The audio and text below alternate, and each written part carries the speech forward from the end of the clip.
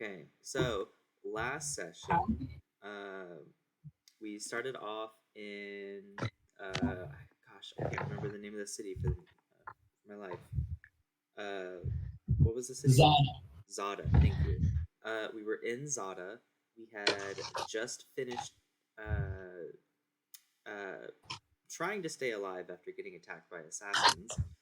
Uh, Found a note from a group called the Drowned, telling the assassins to off Draz and anyone he might have shared information with. So we go to the hospital where both Draz and Em are being taken care of, and while we're there, we find the head doctor, Dr. Blackstone. We. Yep. Dr. Blackstone dead, which is very upsetting because he was very nice to us. We go to check on, or Cass goes to check on Em, only to find a giant, like dog-faced creature, Knoll. Thank you, Knoll demon thing there, who revives Em, has him join their side, and then starts attacking us with a three-headed skull flail thing, while some weird, like, half-naked guy is sitting in the bushes waiting to jump us. After a very difficult fight where we almost lost Cass, Em, and Mog, Arab managed to heal us, Asheen shot some fire, and Raven managed to stab a couple of guys really good, and we made it out alive, where we saved the doctors, got some health potions, got some fun information, had Professor Goldwind Meredith come in, talk to us, and then send us back to campus where we had a very interesting time. We ended up meeting Felicity's father, who bought us a bunch of drinks and made us act like fools in a public setting. But on the bright side, Asheen and him are on very good terms, so he can continue dating his daughter. And I think Loved it. Yeah, you. It was the first day of. It was the flooded, not the drowned. In case that comes back ever. But then it was the first day of the week where they're celebrating the 100th anniversary of the school. So there was a little career fair, and that's where you guys met up with Felicity's dad, Jerry Fiddledust, and then proceeded to a night of debauchery.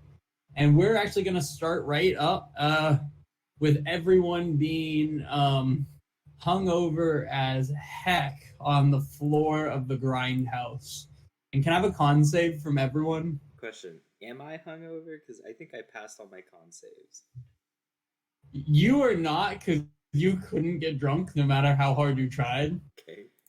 Arab was trash. Arab, you're feeling pretty good right now. Asheen, can I have a con save? He put it in there. He got a 19. He did? Yeah. Oh, there we are. Yeah, you guys are both feeling fine, all things considered. Maybe it was those little potions that Jerry gave you, but you guys feel great. And Asheen, you feel genuinely assured and comforted in your relationship with Felicity, at least by her dad's sake. So as you're kind of waking up the next morning, the three of you guys are all just here in the grindhouse. Cass and Raven are not here, and Jerry's not here, but it's the three of y'all and Felicity are kind of waking up. But the grindhouse is filled with people who fell asleep here last night after partying. What are y'all up to? I think Mog's gonna get up and wander around trying to look for Raven and kind of like clean up, since she's kind of like in charge of this place and he feels bad. So he's just gonna look for her and clean up a bit.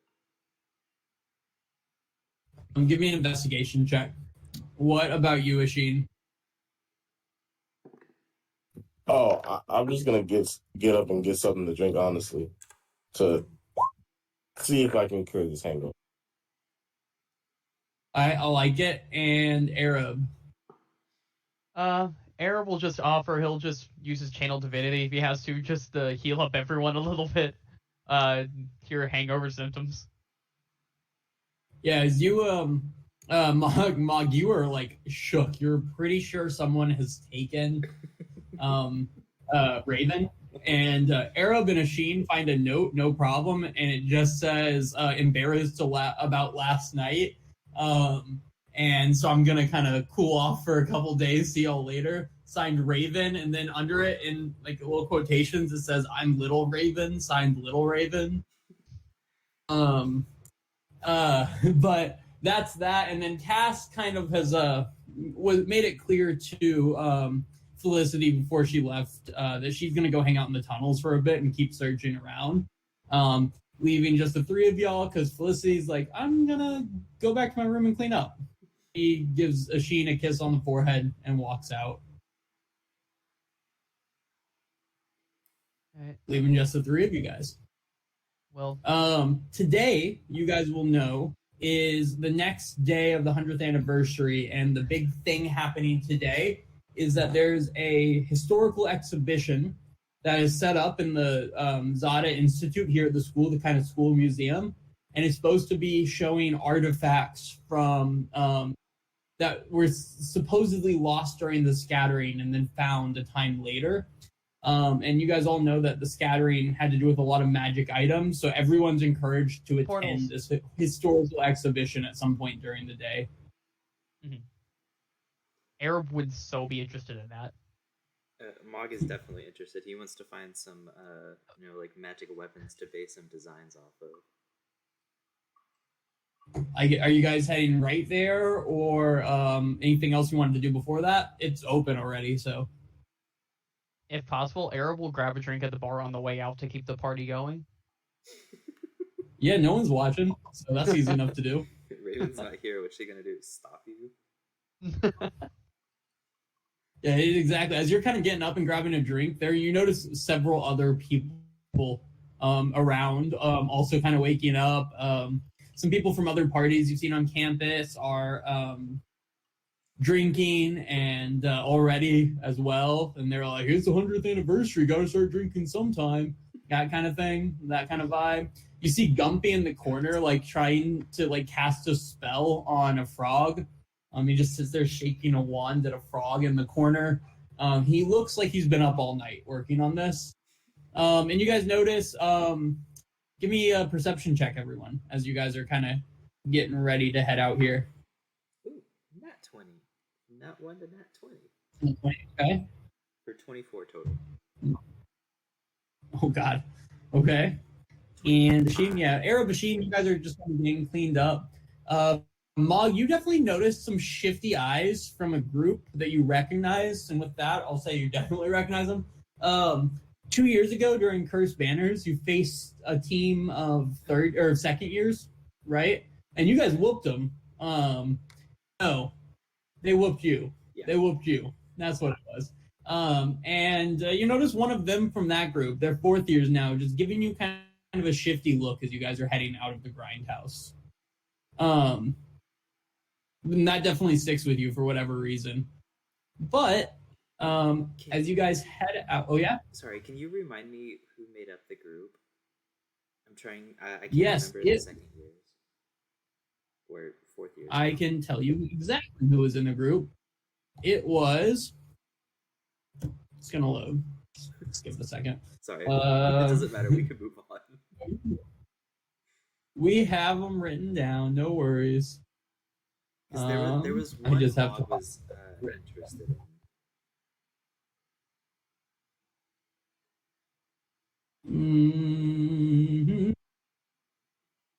We have too many notes. There we go. Okay.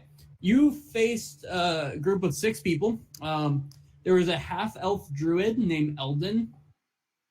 There was a dwarf paladin named Kara Ironfist. A gnome wizard named Jinx Spellweaver. A high-elf rogue named Therival. A human bard named Mira Stormwind. And a half-orc barbarian named Borin.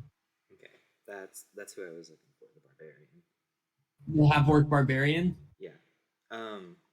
Yeah, so the people you see that are giving you kind of a shifty look are the barbarian, the bard, the druid and the paladin, I believe that's right, are the ones giving you a weird look. Okay. I'm just gonna wave at the barbarian on my way out. Very Mog. He like spits on the ground as you walk out. Yeah, like he spits on the ground next to him as you walk out after you kind of wave at him. And then you guys head out, and the exhibit is at 16 on our maps right here. So there's always been a museum on campus that talks a lot about, I guess, the history of Nairn a lot, and a lot of historical kind of artifacts and texts from the school as well. But today, you know that that's actually where the exhibit is set up as well. So when you make your way in, you see a myriad of artifacts and such in kind of these glass cases like this. I will say the things that stick out to you as you guys are walking around, do you want a list of them, or would you rather just share what you kind of thing you're looking for, or would be interested in? Air will take anything and everything. I will just list them out to you, and then basically there's a gnome from Zada who's kind of set up and here to ask or answer questions anyone has on the artifacts or anything like that. But the artifacts that are on display are a sword called the Dragon Slayer sword. There is kind of a sparkling, glowing bow that has almost kind of a moonlight coming off of it. There is a shiny bow that is just very almost celestial in nature, like a bright yellow one, light coming off of it. There's a bag that you're pretty sure could only be made of human flesh. Oh no! It's hard to tell for sure, but that's what it looks like. There's a blade called the Fool's Blade. There's a trident. There's a sword with a beautiful heart etched into its handle. There is a very traditional wizard hat, like the pointy one with the stars and moons drawn on it, and it's purple. There's a hand mirror, a beautiful ornate hand mirror that has a depiction of a woman on the hilt of it. There is this just really sharp and gritty looking axe. There is another sword that is labeled the Vorpal sword, and then there's another axe that is also just very sharp in a black and red metal. I know that was a lot. So, is the Dragon Slayer short sword or short sword? It is a short sword, yes. Mog grabs Arab and Asheen by like the wrists, like full on dragon grip, and just drags him towards the Dragon Slayer sword. And I want to call over the little attendant. Yeah, this little gnome is like busy talking to another person, but like when you call him over, he'll be like, "Oh, yes, what is it? What's going on?" What's with this sword? You found yourself quite a sword here. This is the Dragon Slayer sword. It actually, and he'll kind of like point into the box a little bit. It's behind this glass case, so you can't like handle it or anything. But this is a very jagged, sharp blade. It has kind of a curved handle to it. And he says, this sword was actually carried by a great adventurer in the past, a gnomish adventurer named a gnome name that I gave you, and we're going to just roll past that because I don't want to make up a gnome name off my head. But basically, this sword originated from this gnome that made a sword that he needed help fighting dragons back during actually the second Dragon Gnome War. As you guys know, we're currently in the midst of the seventh, but they're pretty continuous. There's normally arbitrary stops along the way, but they don't stop fighting fully. But this weapon is especially sharp when handled next to dragons. Even dragons like you, my dear friend, I imagine would find it quite sharp. And he kind of like laughs and gives you a punch on the shoulder. Can I touch it? No, we have it behind these protective cases. And he stops and he just kind of looks at each of you and goes, which are behind magically reinforced glass, as well as there is runes to protect things in them. And he looks at each of you individually in the eyes. Are the bows magic? Wonderful question. Yes, it is quite believed that each of these bows, both of these bows, are very magic indeed. Oh, can you go into more detail? Look up the museum. You guys just gonna start like just robbing, straight up robbing. Yes, the first bow here. This is the moon bow, and he holds it up. And what's that? To do that, Did you say? it's a bad idea. Oh, okay. Yeah, this bow itself is just a very good bow, and it. Yes, this moon bow here, it actually is a bow that can be used without arrows at all. You just pull back the string, and it releases a magical arrow, just kind of out of nothing. But it's quite a powerful bow nonetheless. And this other bow is often told in stories related to the goddess Saloon. But it's most famously known just as an angelic bow. It can only be wielded by someone who is just truly good, as it can seemingly tell the presence of that person or the true essence of that person, and cannot work for those who are not truly good. It was actually used to help prevent the uprising of the Elven Nautical Defense in Aetros a few hundred years back. And since that time, it has made its way somehow to our exhibit. Do all of these items have previous owners? Well, all items have some sort of owner, as that's how items work for the most part. Okay, let me rephrase. Do we know the previous owners? We know that all these items at some point ended up in the hands of the King of Nairn, who was working on possessing an arsenal of magic items so powerful that no one could ever stop him from taking over the entirety of the world.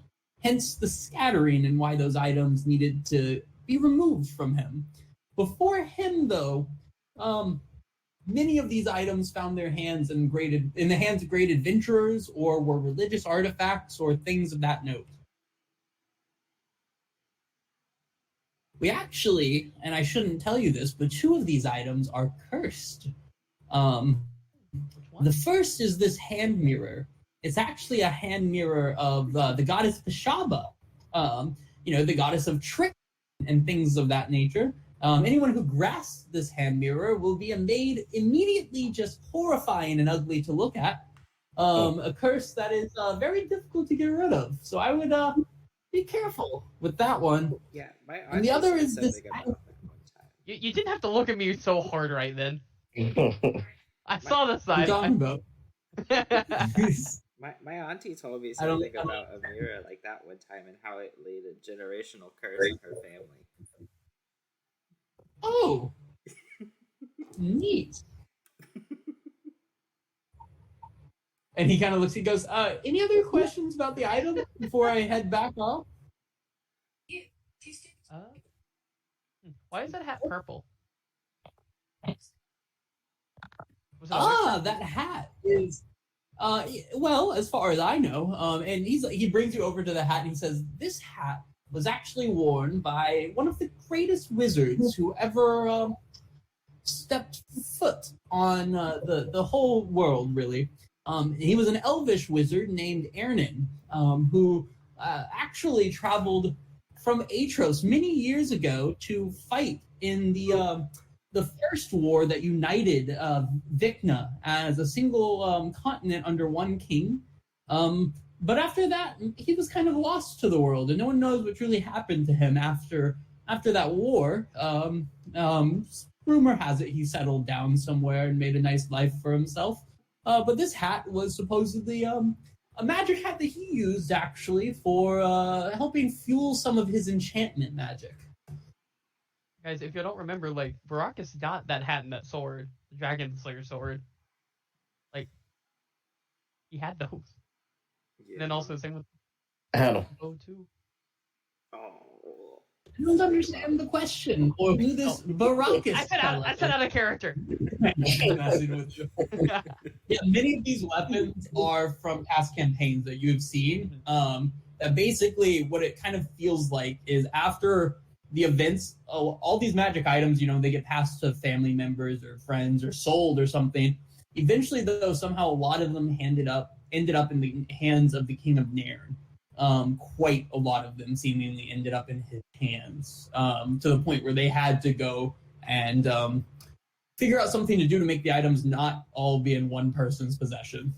Oh, and this is something I've just wondered this whole time. Is this the King of Nairn that was the Prince of Eris backstory, or no? Or you didn't say that? No, it was his father. Okay.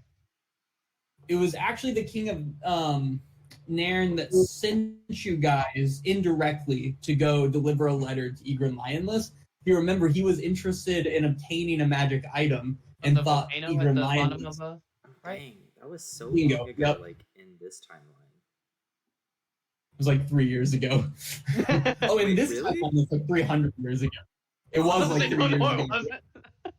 Oh, I had him. I was gonna say we're about to meet all of our former party members if it was 3 years ago. Zon's dead. No, it so- was like 300 years ago, give or take some years in this timeline. Maybe, yeah, I would say 200, 300, something like that, because the Atros was like 700 years ago or something like that in this timeline. Okay, back in character. So we never it's correct that we never know who caused the scattering, correct? There's rumors and confusions about it, and at this point, you kind of all of a sudden there's an interruption as Conrad Highgather goes, "If I could draw everyone's attention to the front of the room," and he kind of makes himself a spot here on the stage up here, and he says, "We do have one more special surprise. We have invited, and he has pleasantly taken the time out of, well, I guess." Time is it doesn't matter. He's taken his time out of his busy schedule to come and talk to you about well, why don't you just take it? And all of a sudden a portal opens up in the middle of the room and an old elf man falls out of it, and then another portal appears below him and he goes into this other one and then falls into another one, and then finally, walking from the back of the room, this old elf man walks past everyone onto the stage and kind of does a slow bow, and everyone in the room starts clapping and stuff. And he says, "This is my dear friend I've known for many years, Aerith of Nairn. Aerith, do you have anything that you would like to say to the group?"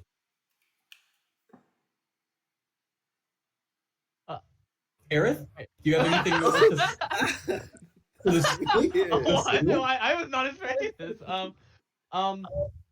Yes. All of these items are magnificent. They feel awesome to hold, and or how much or he'll lean over to Conrad. How much am I allowed to say? Keep it brief. Just talk about the wonders of portals and the benefits and everything, yes. and then take a few questions. Yeah, portals are amazing, as you can clearly just see. They can connect to all different sides of the world almost immediately and even into different planes. Does anyone have any questions regarding portals and their majesty? And you see Gumpy in the back of the thing with his hand just straight up in the air. What did he yes. get here? Which of these items is the best item? Well, items are tools. It depends on the job. Yes. Do you have a favorite portal? Or least favorite? The next one is my favorite. Let's see. I don't know what Aerith's been up to all these years. Whatever one gives me the biggest headache is my least favorite. I don't know.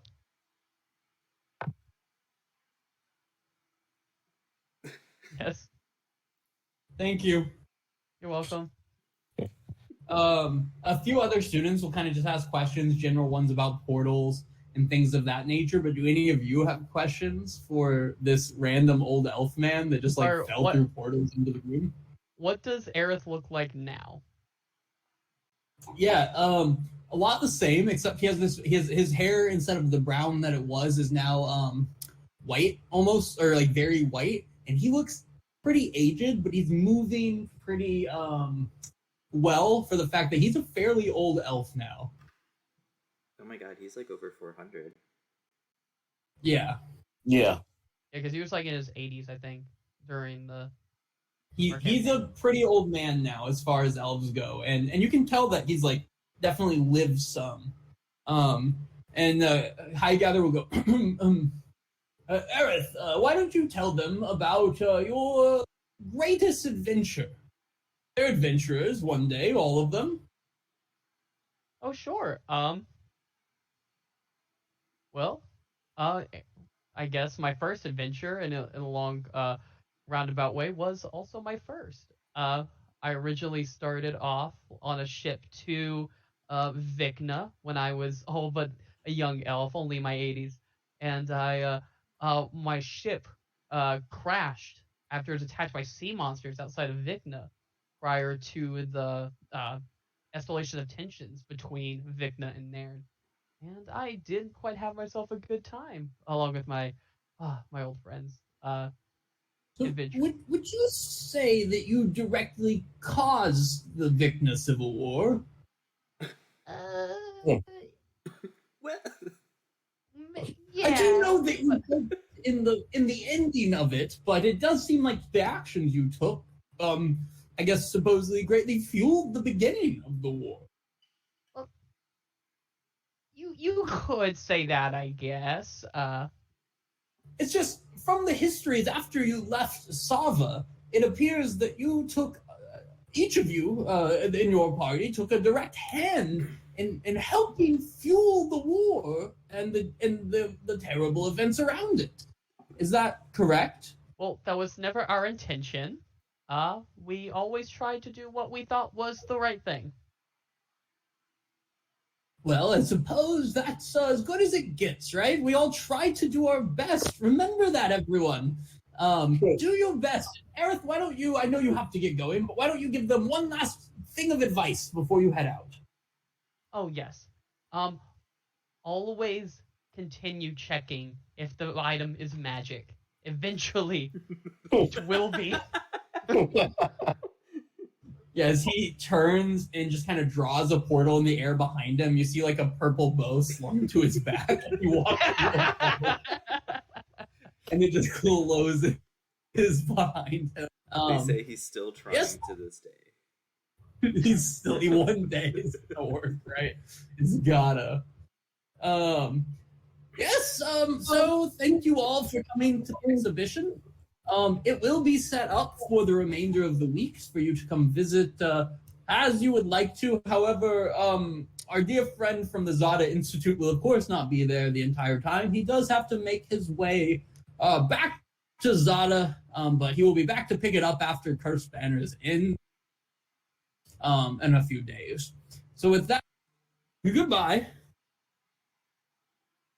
And that kind of he kind of just walks away, but the exhibit's still open. It's like later in the day, but the exhibit's open and people are wandering about still. You guys have anything else you want to do while you're here? Or Arab will turn back to the gnome. Oh yeah, I was gonna ask. Does anyone know anything about the person who caused the scattering? It's a historical gray area. All that is known is that once there was a cache of items, and now those items seem scattered across several planes of existence. For example, the Tide Collar Trident here was actually found in a plane I'm blanking on the name now. The Fey Realm. Yes, it was actually found in the Fey Realm, deep within the Everwild. And it was brought back here by an adventurer. I'm blanking on the name. It rhymed with Burton. Even no, Merton. No, that's not right. A she. Laurel Slowly Pearlheart actually brought that trident back from the Fey realm. Mog's jaw just drops and he turns to look at a sheep. Same with Air. Yeah, I bet he did. He knows that guy. You know Laurel? Is he alive today? He would be very old. No, he's not. He's an ancestor. So you're a direct descendant. You know, rumor has it that direct descendants of our dear Laurel, when brought near to his trident, the trident will actually glow. Mog grabs his arm and One second. drags Comes it up my to door. the display case. I step closer. You get over there, and all of a sudden you hear laughing behind you, and he goes, "I'm just messing with you. It's a trident. Why would it glow when being near your friend?" No, but that trident was brought by Laurel, and it was gifted to a woman that he had met when he traveled from Atros to Nan, and he fell for this woman quite hard. She did not agree with his feelings, and so she just took the trident, and it ended up getting sold a few times and made its way to the king. So, He's visibly giddy because he's not heard the story, of course. happy about that? It's what he deserves. I love that. I love that you're happy that he didn't have a that he gave a magic trident to a girl, and she said, "eh." And left. Wait, what happened? What? Asheen found out that Laurel brought this trident back from the Feywild, gave it to a beautiful girl he met in Nairn that he fell for, and she did not reciprocate his feelings. Dang. You have one up on Laurel. Mog. I hate to see, but it is what it is. That's what he said. He was geeky. As the gnome walks away, the barbarian, the half-orc barbarian, and his three friends. What's that? Sorry, Mog. What'd you say? I didn't say anything. Oh, never mind. Sorry, my internet's going really slow. Am I like breaking in and out for y'all, or can A you little hear me? bit. A little. We get the gist of it. So Yeah. It feels more like you're Okay. lagging behind than like breaking up. yeah. Yeah, it's showing it lagging here, and I'm not sure why it is, but here we are. Anyway, as after the gnome leaves, the half-orc barbarian that you guys fought 2 years ago in Curse Banners, and his party walks over, him and three others of his party, and he walks up and he just pushes Asheen in the back. And Asheen, can I have a dex save? Asheen will fall. You're just gonna take it. So, Yeah, Asheen slams to the ground, and he says, he says, "Serves you right, demon follower." Huh? Air will step up to the guy and is like, "What did you call him?" Asheen's gonna, get up, brush herself up, and like, what are you talking about, man? His friends all kind of step up behind him, and he's like, "Oh, did one of the other ones goes, oh, did he stutter? I think he called you demon follower."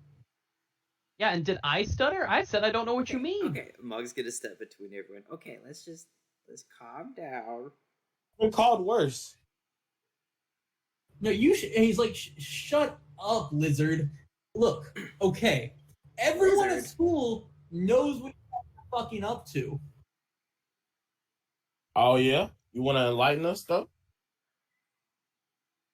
you guys are acting like no one else has seen all the bad shit going on in the world, and the fact that you three and your other fucking friends are always there for it. I'm so sorry we're called by the gods and you're not, but sucks to suck, I guess. Yeah. Also, Draz kind of went This kid- crazy in front of the whole school, and we were the only ones who didn't run, so that's kind of a you thing. Where were you? Yeah, Oh, and right. everyone saw you hanging out with Draz. We watched you and Draz sneak into the fucking that church of Ball that one night. We were out just doing all the schoolwork. Hey, he Oh, hung out that with time us. of the night? You see the half-orc barbarian kind of raise his hand as if he's like about, or like his fist as if he's about to swing at Arab. Then they kind of look around and notice it, and he goes, "You know what? Someone needs to put the whole group of you in your place. Why don't the group of you meet us here tomorrow night, midnight, and we'll kick your asses there when there's not some teachers here to save you, Or we can unless just you're too not. scared for." No. Hey. Let's take them on their offer. Because I think that they think that they're better than us, and that's really funny. But we don't have to prove anything. We don't have to. Oh fight. no! Hey! No, we don't. Oh no, But they're gonna get their ass whooped. we kicked your asses in Cursed Banners 2 years ago. We'll kick your asses tomorrow night. No weapons, hand to hand and magic only. Sound fair? What about I'm gonna look magic at Mog. weapons? Does that count? He says, magic and hand to hand only. We're not gonna fucking kill you. We're just gonna put you in your place. Why? And he goes, and then he kind of stops and turns. And he goes, actually, to make it more fair, how about this? Winner gets your tiny girlfriend. And he looks at you, Asheen. Okay, I like to see. Well, what's in it for us? It's not like you have if you somehow beat us up, we'll, not tell the entire school that you guys are the ones causing all the monster attacks on campus. Oh, well, since people already believe it, then that's not really much of a, Yeah. It's not really giving anything. And you don't have to put Felicity down for her height. She's got a lot of things going for her, but you don't have to use her height to break her down further. She's got a lot of. One of them also pulls out a pen and he goes, "Magic pen can be yours too if you somehow manage to beat us." What's it do? I pull out a magic quill. I'm like, is it better than this? He pulls it out and it's an emerald tipped pen. Like the end is literally an emerald, and he just writes on the glass next to you. And Asheen, you see it. It just says "fuck you." But Arab, to you and to Mog, it looks like complete gibberish, like a language you've never seen in your life. Question. And he said, "Yep." Whenever he writes on the glass, do the runes protecting the items do anything in response? We need nothing seems to happen when he's written on the glass. Damn, No. I was hoping they'd explode. It's just like a shock. Just sent away. And he says tomorrow night after the show, midnight. Done. I don't know. I don't think we have to. Yes, Mog? Hey, if you guys don't show up, we know you're pussies who are also summoning monsters to kill him. Okay. And he walks away, and they all walk away. So we're not gonna fight them, right? I mean, I'm not the one you have to convince. I think Asheen's showing up no matter what at this point. No, I do have to show up. I would prefer not to fight 1v3. It's happened before. It's okay. No. But I would love if you guys would show up to support me a little bit. Asheen, give me a history check. A what? History check. Oh, okay. All of you can give me a history check, actually. 17. Okay. And 17. Sheen and Mog. You guys know this. Arrow, but kind of a goody two shoes. Mog is too, but he accidentally walked in on one time. Challenges like this are not entirely uncommon at Aetherwood. It's just kind of a natural thing when you have a bunch of, type A adventurers all sharing a school together. And then you already put them in parties, so they inherently have a group that they, it gets really gangy here, really a lot. And there's kind of an accepted thing at the school that fights between parties are okay, but they're handled in a duel format or one-on-one fight. And so you don't feel like they're going to jump you 4-on-1. You get an idea that they're planning to fight you one-on-one, or a series of one-on-one fights. Okay. Does that make sense? Yeah. And it's not.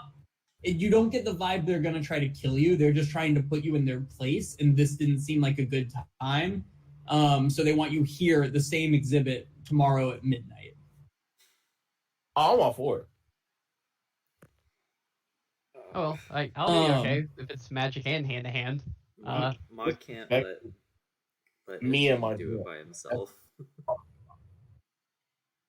Gotcha. So at this point, do you guys have anything you want to do with the rest of today? Tomorrow, the thing that's happening tomorrow as part of the 100th anniversary is a musical is being put on by some students at the school. But that's the next big event happening. Before we leave the museum, I want to pull the attendant aside and ask him about the weird, creepy bag of flesh. Yes, that is what we call a flesh bag. It was actually carried by one of the great adventurers who ended the End's reign in Atros, and it was found with a fish, a handful of seaweed, and some seawater in it. And we figured these were components for a spell. So it's of just, sorts. Is there anything special about it, or is it just a bag made of flesh? It is used. These type of bags have been used by historical hags to handle magic items. This one, however, it was hard to tell if it was magic or there was just like residual magic aura on it. But it was found with an adventurer, so it made its way to the King of Nairn and hence to here. That's really fucking stupid. Who would carry around a bag of flesh with fish in it? It's kind of gross. Probably made them smell real wet weirdo. That's who I have to assume. Oh, is it because he's don't a sea talk down elf? on it. Oh, was it a sea elf who carried it? I suppose your history might be better than mine. No, that was from Marshall to William. Are you making another wet sea elf joke there, William? No, that one was constantly wet in your description of him. Don't come at me for that. Real quick, I'm gonna hop out of the stream and come back in to see if it improves the fact because I'm so far behind on. You guys are like so lagged. Your voices are coming in real time, but. Okay. Oh, he left. Okay. Guys, what deal did Baracus do with the purple man to make the hat purple? I think that's a Christian question. That's a fantastic question. Also, where did Aerith go? Bring him back. I was too shell shocked in the moment. Want to talk to him? It's crazy he's in the that portal. he's still alive. That man has the weakest bones in existence. The weakest? How long do elves live in D&D? I think 700 years. Yeah. Between 500 and 700, I want to say. I want to say Ernan, when you met him, was like 700 and something. Like, he was ancient when you met him. He was. So, like, Aerith would be, like, a little bit short of 400, right? Yeah, but he's also lived not an easy life, so he looked That old. is true. They can live up to 750. Yeah. Well, there we go. He was on his way out. 750, let me tell you what age it actually, how old he would be, because he was, I think, sorry, yes? No, sorry. It was a question to Colby. Was Aerith a wood elf or a half elf? Wood elf. Okay. He was full elf. Okay. That campaign happened in 1224, and it is currently 1643. So he would be about 530, 520 years old, 520. Aerith? Or... Dang. Aerith. Aerith is about 520 years old, give or take. He's 2 years. old. Uh-huh.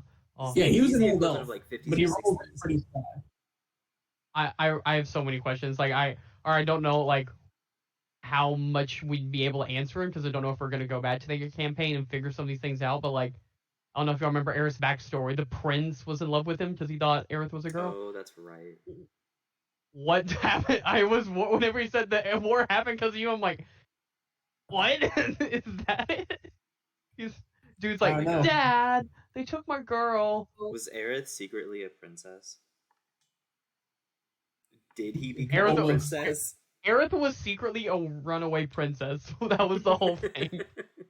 Because he was pretty, so they thought that he was a girl. Also, yeah, Aerith wasn't his given name. His real name was Ara Infidel, something like that. And that was because that was a family name, if I remember. I put it in his backstory. Like one of his famous ancestors was a girl, but so they still named him a girl's name. Yeah, you really kind of had an unfortunate upbringing, other than the fact that he was loaded. But yeah. Anything else here in the exhibit right now?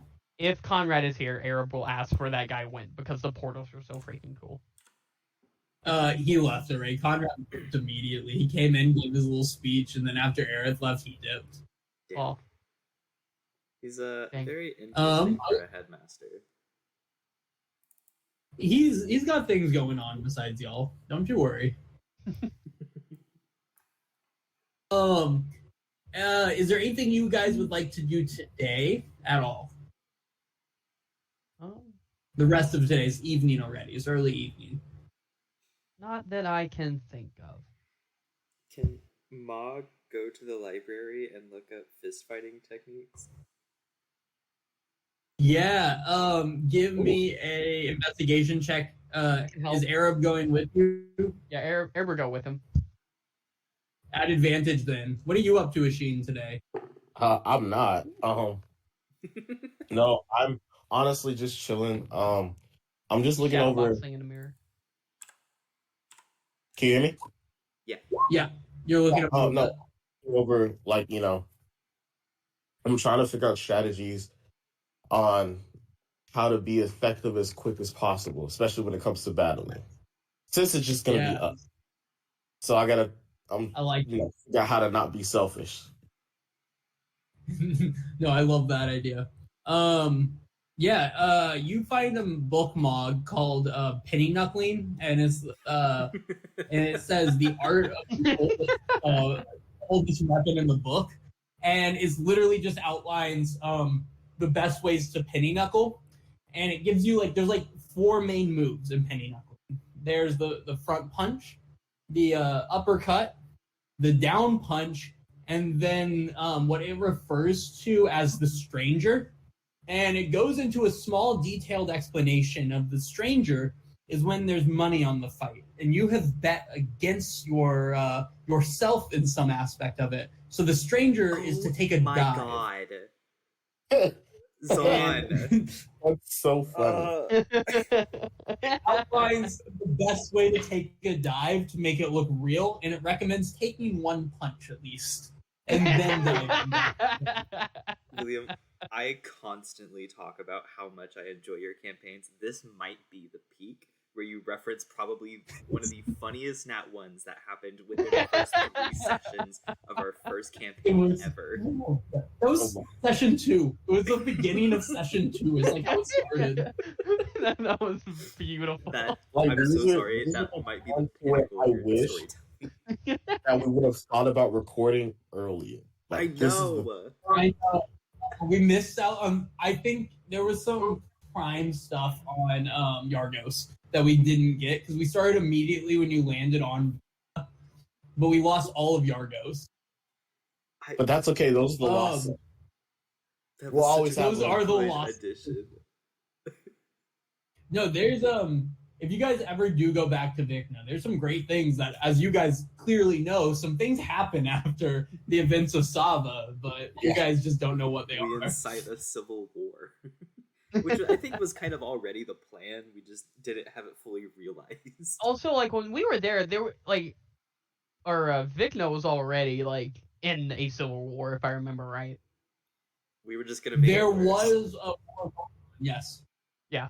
You know what? I will say though, you guys had one goal in your mind at this time, and that, or two goals. One, you were like, we're not really ready to go back to Nairn, and you can't really get a boat right now anyway because of sea monsters. So we might as well deliver our friend's letter to his family in Molvik. That was your last idea, and then you got stuck in Sava saving kids, so you stayed for a few months. And that's where Aerith officially learned portals. Geth learned, I think, some enchantment magic, if I remember correctly. Mhm. I don't remember what Jay Marcus- trained Finally majored in portals. Oh, that's right. Zahn and Jay led the like city guard because their guards like sucked ass. Yeah. Brockus also learned something else, but I can't remember. Brockus, you don't remember what, or Brazen, I should say, what Brazen learned? It was a magic school. Mm, Was it conjuration? Because that was when it was conjuration because I was conjuring things. Yeah. Yeah. But you were using. Okay, also, can we just shout out the fact that you turned, like we were talking about that Nat 1, you made a whole historical event over that one random Nat 20 and the joke that I made that I almost majored in portals. Yup. It's so And good. now portals are a very relevant thing. It's so good. That night, as you guys get back to your dorms for the evening, there is a letter on each of your beds. Each of you has a letter on your bed. Has a big wax seal with the Aetherwood Conservatory or a Conservancy seal in the wax. Conservancy? Are we getting expelled? No, I'll open the letter. I want to read Eric's Yeah, it first says before I you- open mine. It says you are cordially invited to the Centennial Gala. And it outlines a dance that's being held, so not tomorrow, but the day after that. And it is the big 100th anniversary gala. It is the last event before Cursed Banners start up the next day. And inside the invitation, there is a description that the Centennial Gala will be a masquerade ball, and that everyone is encouraged to dress up in some way and don a mask. Inside the invitation, there is also a pin, like one that you wear, that it allows you to cast Disguise Self on yourself one time. It's a one-use pin, and it lasts for 6 hours. So you have the option to either go and get a physical costume, or you have the option to use Disguise Self to give yourself a mask for the masquerade. Ooh. However, it is a one-time use pin, but it does last for 6 hours. And that it says, and the very last thing is, so it says, come dressed up as a requirement, wear a mask, and everyone is required the morning of the dance to attend a dance lesson hosted by Professor Nival,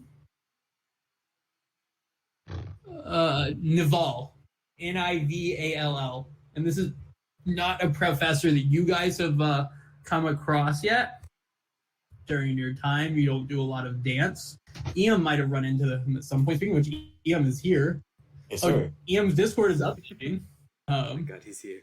And This time. and so that's kind of what's as a whole in this letter. There's a pin in it that lets you cast Disguise Self, but it encourages you to choose a mask or costume for the dance, and everyone is required to attend the dance lesson in 2 mornings. Cool. Anything else this evening? Welcome. Hey,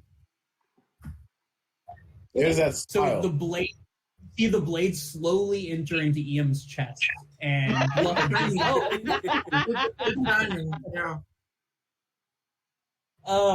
how's it going, Tristan? Long time no see. Yeah. Tristan, are you ready? Are you ready for the 3-minute recap from what's happened since EM left? Yeah, because it's been like literally 2.5 weeks. Yeah. Okay.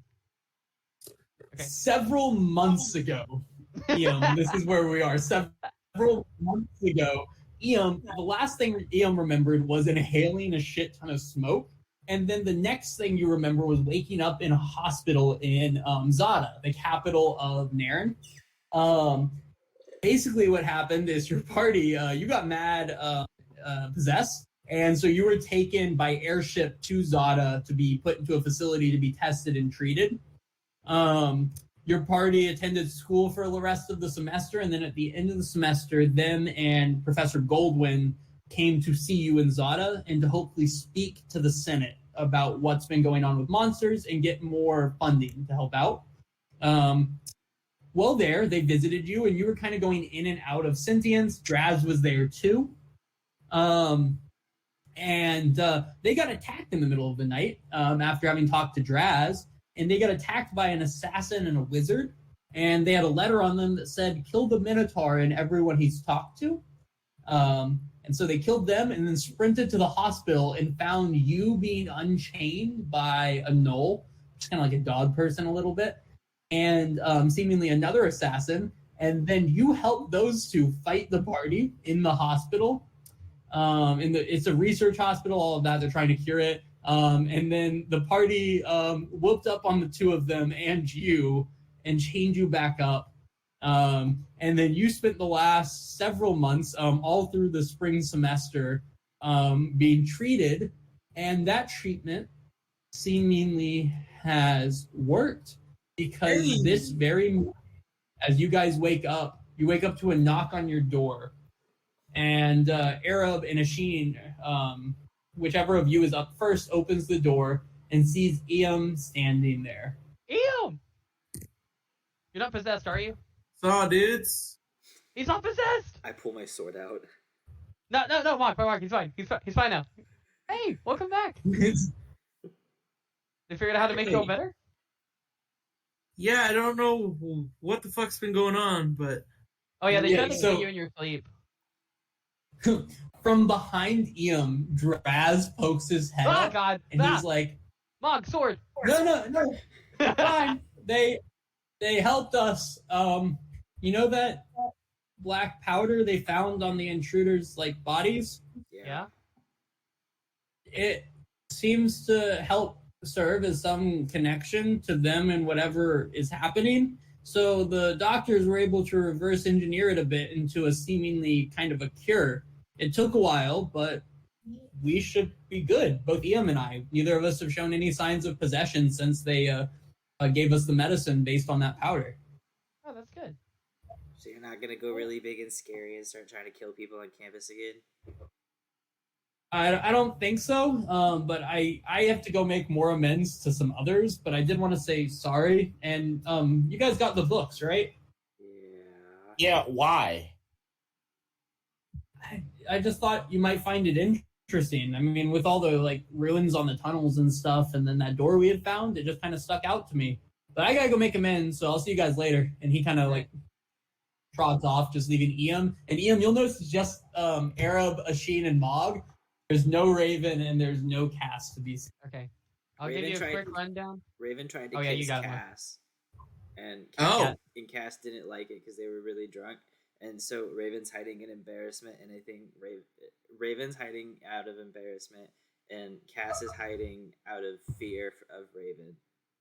Yeah, and then we have some 1v1s tonight. We're gonna fight Oh. some people. Yeah. Yeah. The Kinda team that hot. beat us. Yeah, the team that beat us in Cursed Banners, they're blaming us for summoning all the monsters.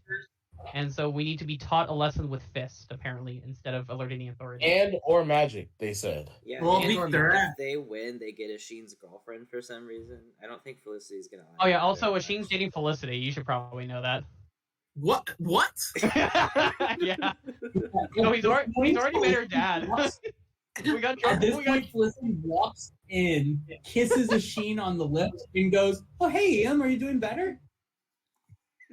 I don't respond. Ian doesn't respond.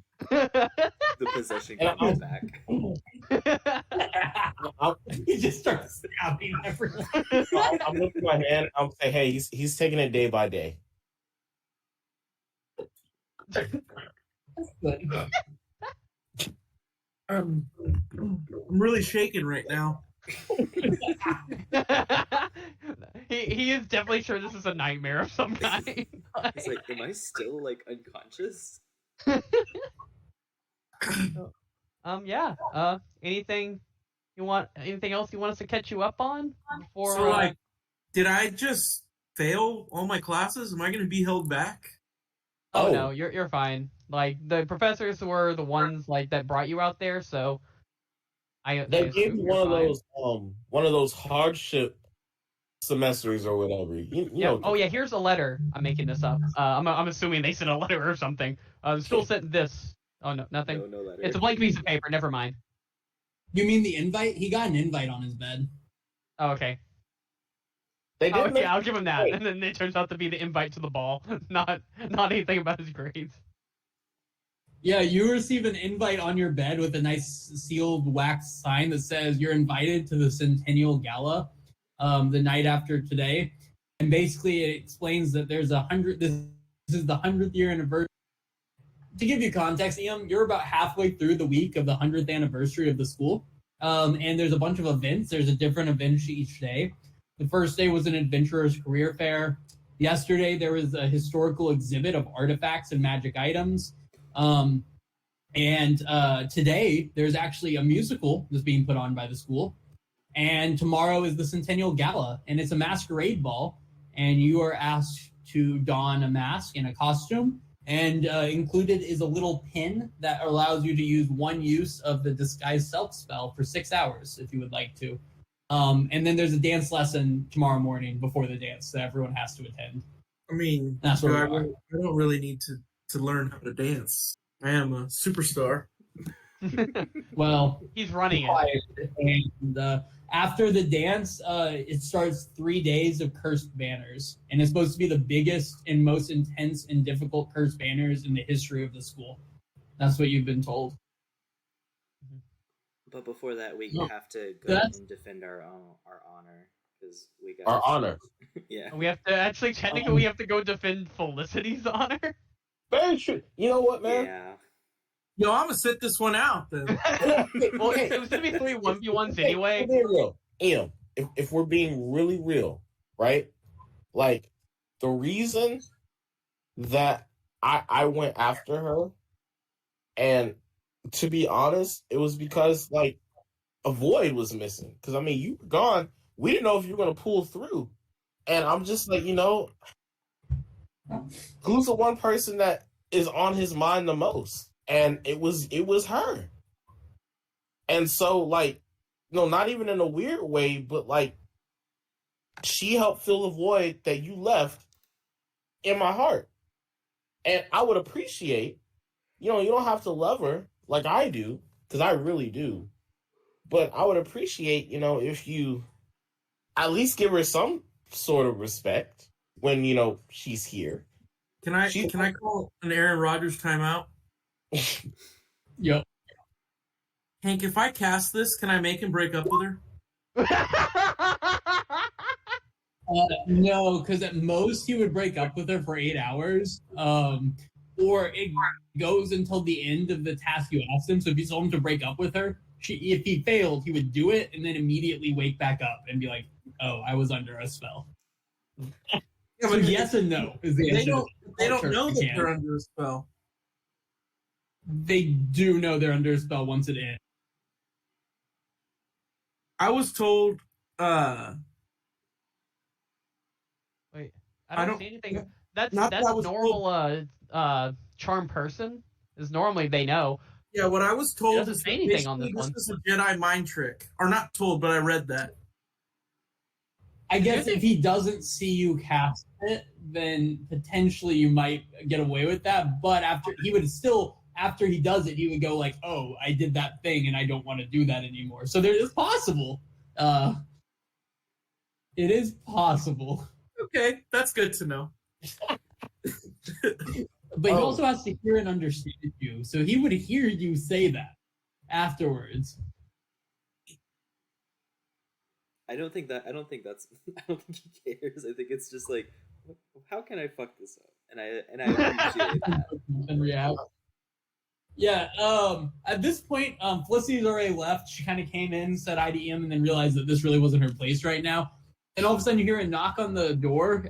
The door's still open, but you hear a knock and see kind of leaning against the doorway, Headmaster Highgather. He's like, "Hey, everyone! We know My you're here to say Ian. favorite party!" We know you're here to see Ian. Just get it over with. I am here to see everyone because I have a huge opportunity for y'all. Oh, what? We're cast for the musical tonight that is about the history of Brill and adventuring and all of that. And it's super exciting. We're really excited about this dynamic. There's dance numbers, there's singing. They wanted to kind of warm up by performing the event for a small group in Zada. And their airship crashed just like a little bit. And it wasn't anyone's fault. It was the fault of the possessed monster that ripped the airship to the ground and broke it and killed all of them. But we don't have a cast for tonight. And seeing as all of you, and he's looking like straight at Ian, are great performers, you guys want to save the show? You guys want to perform the play? How many people do you need? We could do it with 4. Can you do it with 8? We could do it with 8. Why? Do you have 4 friends that also want to perform? Yeah, absolutely. There's a half-orc barbarian. There's a druid, and I'll just list all the people that like challenged us. Or was it 3 I of them? shat on y'all. 3 or 4. I thought it was 4. That's fantastic. It was 4. Okay. Oh, okay. No, that's amazing. Yeah, Ian, are you in? And he like, even though Mog is like saying he's in, and so are these other people, he just keeps looking straight at Ian, and he's like, "Will you save the show? Would you do that?" If we get to meet the portals die again. Aerith comes and goes. I doubt he'll be back anytime soon. That's the first time I've seen him in 60, 70 years. So, I do have a little question, because obviously with as you know, my predicament that I've been in over the last... the possession, the murders. Yeah, that predicament. Haven't been able to really attend class, so I might need some extra credit. Yeah, taken care of. This summer, you get to take all of your courses and make up for the semester and a half you missed. And on me, why don't you take, and he'll explain extra credit, but effectively 1d4 added to every single course. And he says, but you have to save the show. Oh. Yeah, we could definitely do that. Do we get extra credit too? Cool. I'm sure. No, you don't. Oh. Shut up. He just misses all of y'all, and he says, "You are the saviors that this school needs." And you would think it's the guards and the dragon, but it is the 4 of you and your 4 friends right here tonight. Because you know what? Yes, it's tragic when 30 students die in an airship crash, but you know what's beautiful? When the show goes on. No, that's crazy. He turns and walks away with like a flutter of glitter behind him. As you guys continue catching up and catching Ian up on what he's missed, I guess like a script ends up making its way to you. There's no one really to explain like how to do this show to any of you, as they're all dead in an airship crash. So it kind of leaves. I keep saying crash. It was ripped out of the sky by a monster. I want that to be clear. It did not just like break or crash into something. But EM kind of takes lead, and we're gonna skip ahead to the musical that night. I'm gonna use a lot of that. You just keep casting it. At that night, you guys set up in the Aetherwood Arena, and the entire school is here. It's full. And the four of y'all are on stage, and the other four people have been dragged here by like Prof. Highgather, and that orc keeps looking at you, and he keeps mouthing the word midnight, Ashin. That half orc. He's like, midnight. Midnight. Midnight. Over and over. And then the show begins. And can I have a performance check from everyone? Backstage, before the show begins, as I was trying to interrupt, I cast Bardic Inspiration on my three friends here. Thank you. Okay. Is that a D6? It's now 1d8. A 0? Yup. Cool. We get the D8s. I got an 18. 15 plus 3. 22. 8. An 8. So A we have a strong 16, 8. a 22, a 23, and an 8. A strong. It's an 8? Right. I've never performed before. Wait. If we're being real. So 8, 22, 18, and 23. I am not a thespian. The show begins with just a light on the middle of the stage, and out walks the very first out walks Arab, who is playing our lead for the evening. Oh. And it's just a spotlight on stage on Arab, and Arab starts to sing a song. And the song he sings is kind of a narratory song, and basically the plot of the song is that there was once an adventuring group who was tasked to deliver a letter to the great actor Egrin Lionless. You see, this group, this party, has mistaken him as some great hero, not an actor that just plays great hero. And basically, this whole song is this long story of them delivering this letter. And then Arab walks off the stage, and Mog walks up and sings a song about Egrin going on this adventure and freeing a whole city of dwarves from these vampires that had just like attacked the dwarves. And it's all about Egrin doing this. And you see Arab acting it all out, right? As Egrin. From there, the half-orc walks out and sings a song about how Egrin one time helped deliver a load of potatoes for a woman with a thick, like, Italian accent, basically. How he delivered potatoes for her before he entered into these magical woods, right? Following that, Mog, you walk out there and sing a song about these terrifying woods called the Chester Tawa Wilds. And sorry, not Mog, Ashin. And Ashin, everyone is like noticeably uncomfortable with your singing voice. And it's bad. And everyone's like, oh, and then like after your song ends, there's like awkward claps other than Felicity in the front row going like, but the rest of the crowd is crickets, effectively. Following this, EM takes over and basically performs the rest of it. But basically what happens is the next couple songs basically follow this Egrin and how he met a man named Jay, and him and Jay together helped save a bunch of snakes from a giant who was attacking a college town.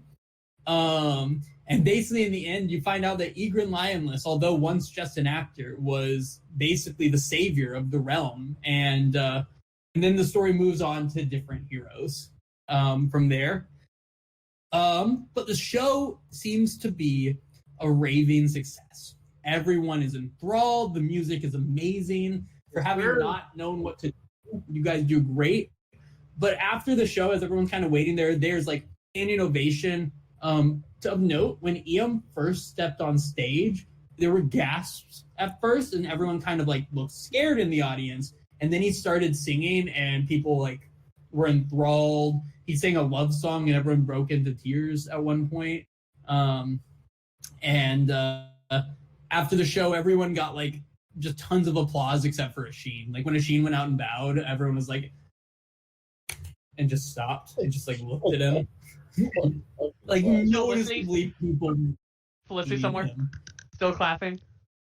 Yeah, it's just her in the front row clapping really loudly, but everyone else got just rave applause and cheers. And all in all, it was a beautiful show. And you feel like you saved the day, other than the fact that those kids are, I say kids, they're y'all's age, but are not alive anymore because of, the attack on the airship. But y'all are good and saved the day.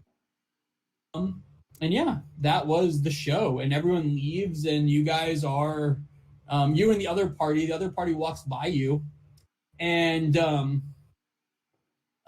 one of them walks up to you. That half-orc walks up to Iam and kind of walks behind him and just like sneaks up on him and goes like boo behind him. And Iam, can I have a con save as this dude attempts to scare you? You can. Hold on. There's something else I recently got. Oh yeah. Oh. I was using your silvery barbs, by the way, against the party last week. It was awesome. It was Annoying. You were possessing everyone.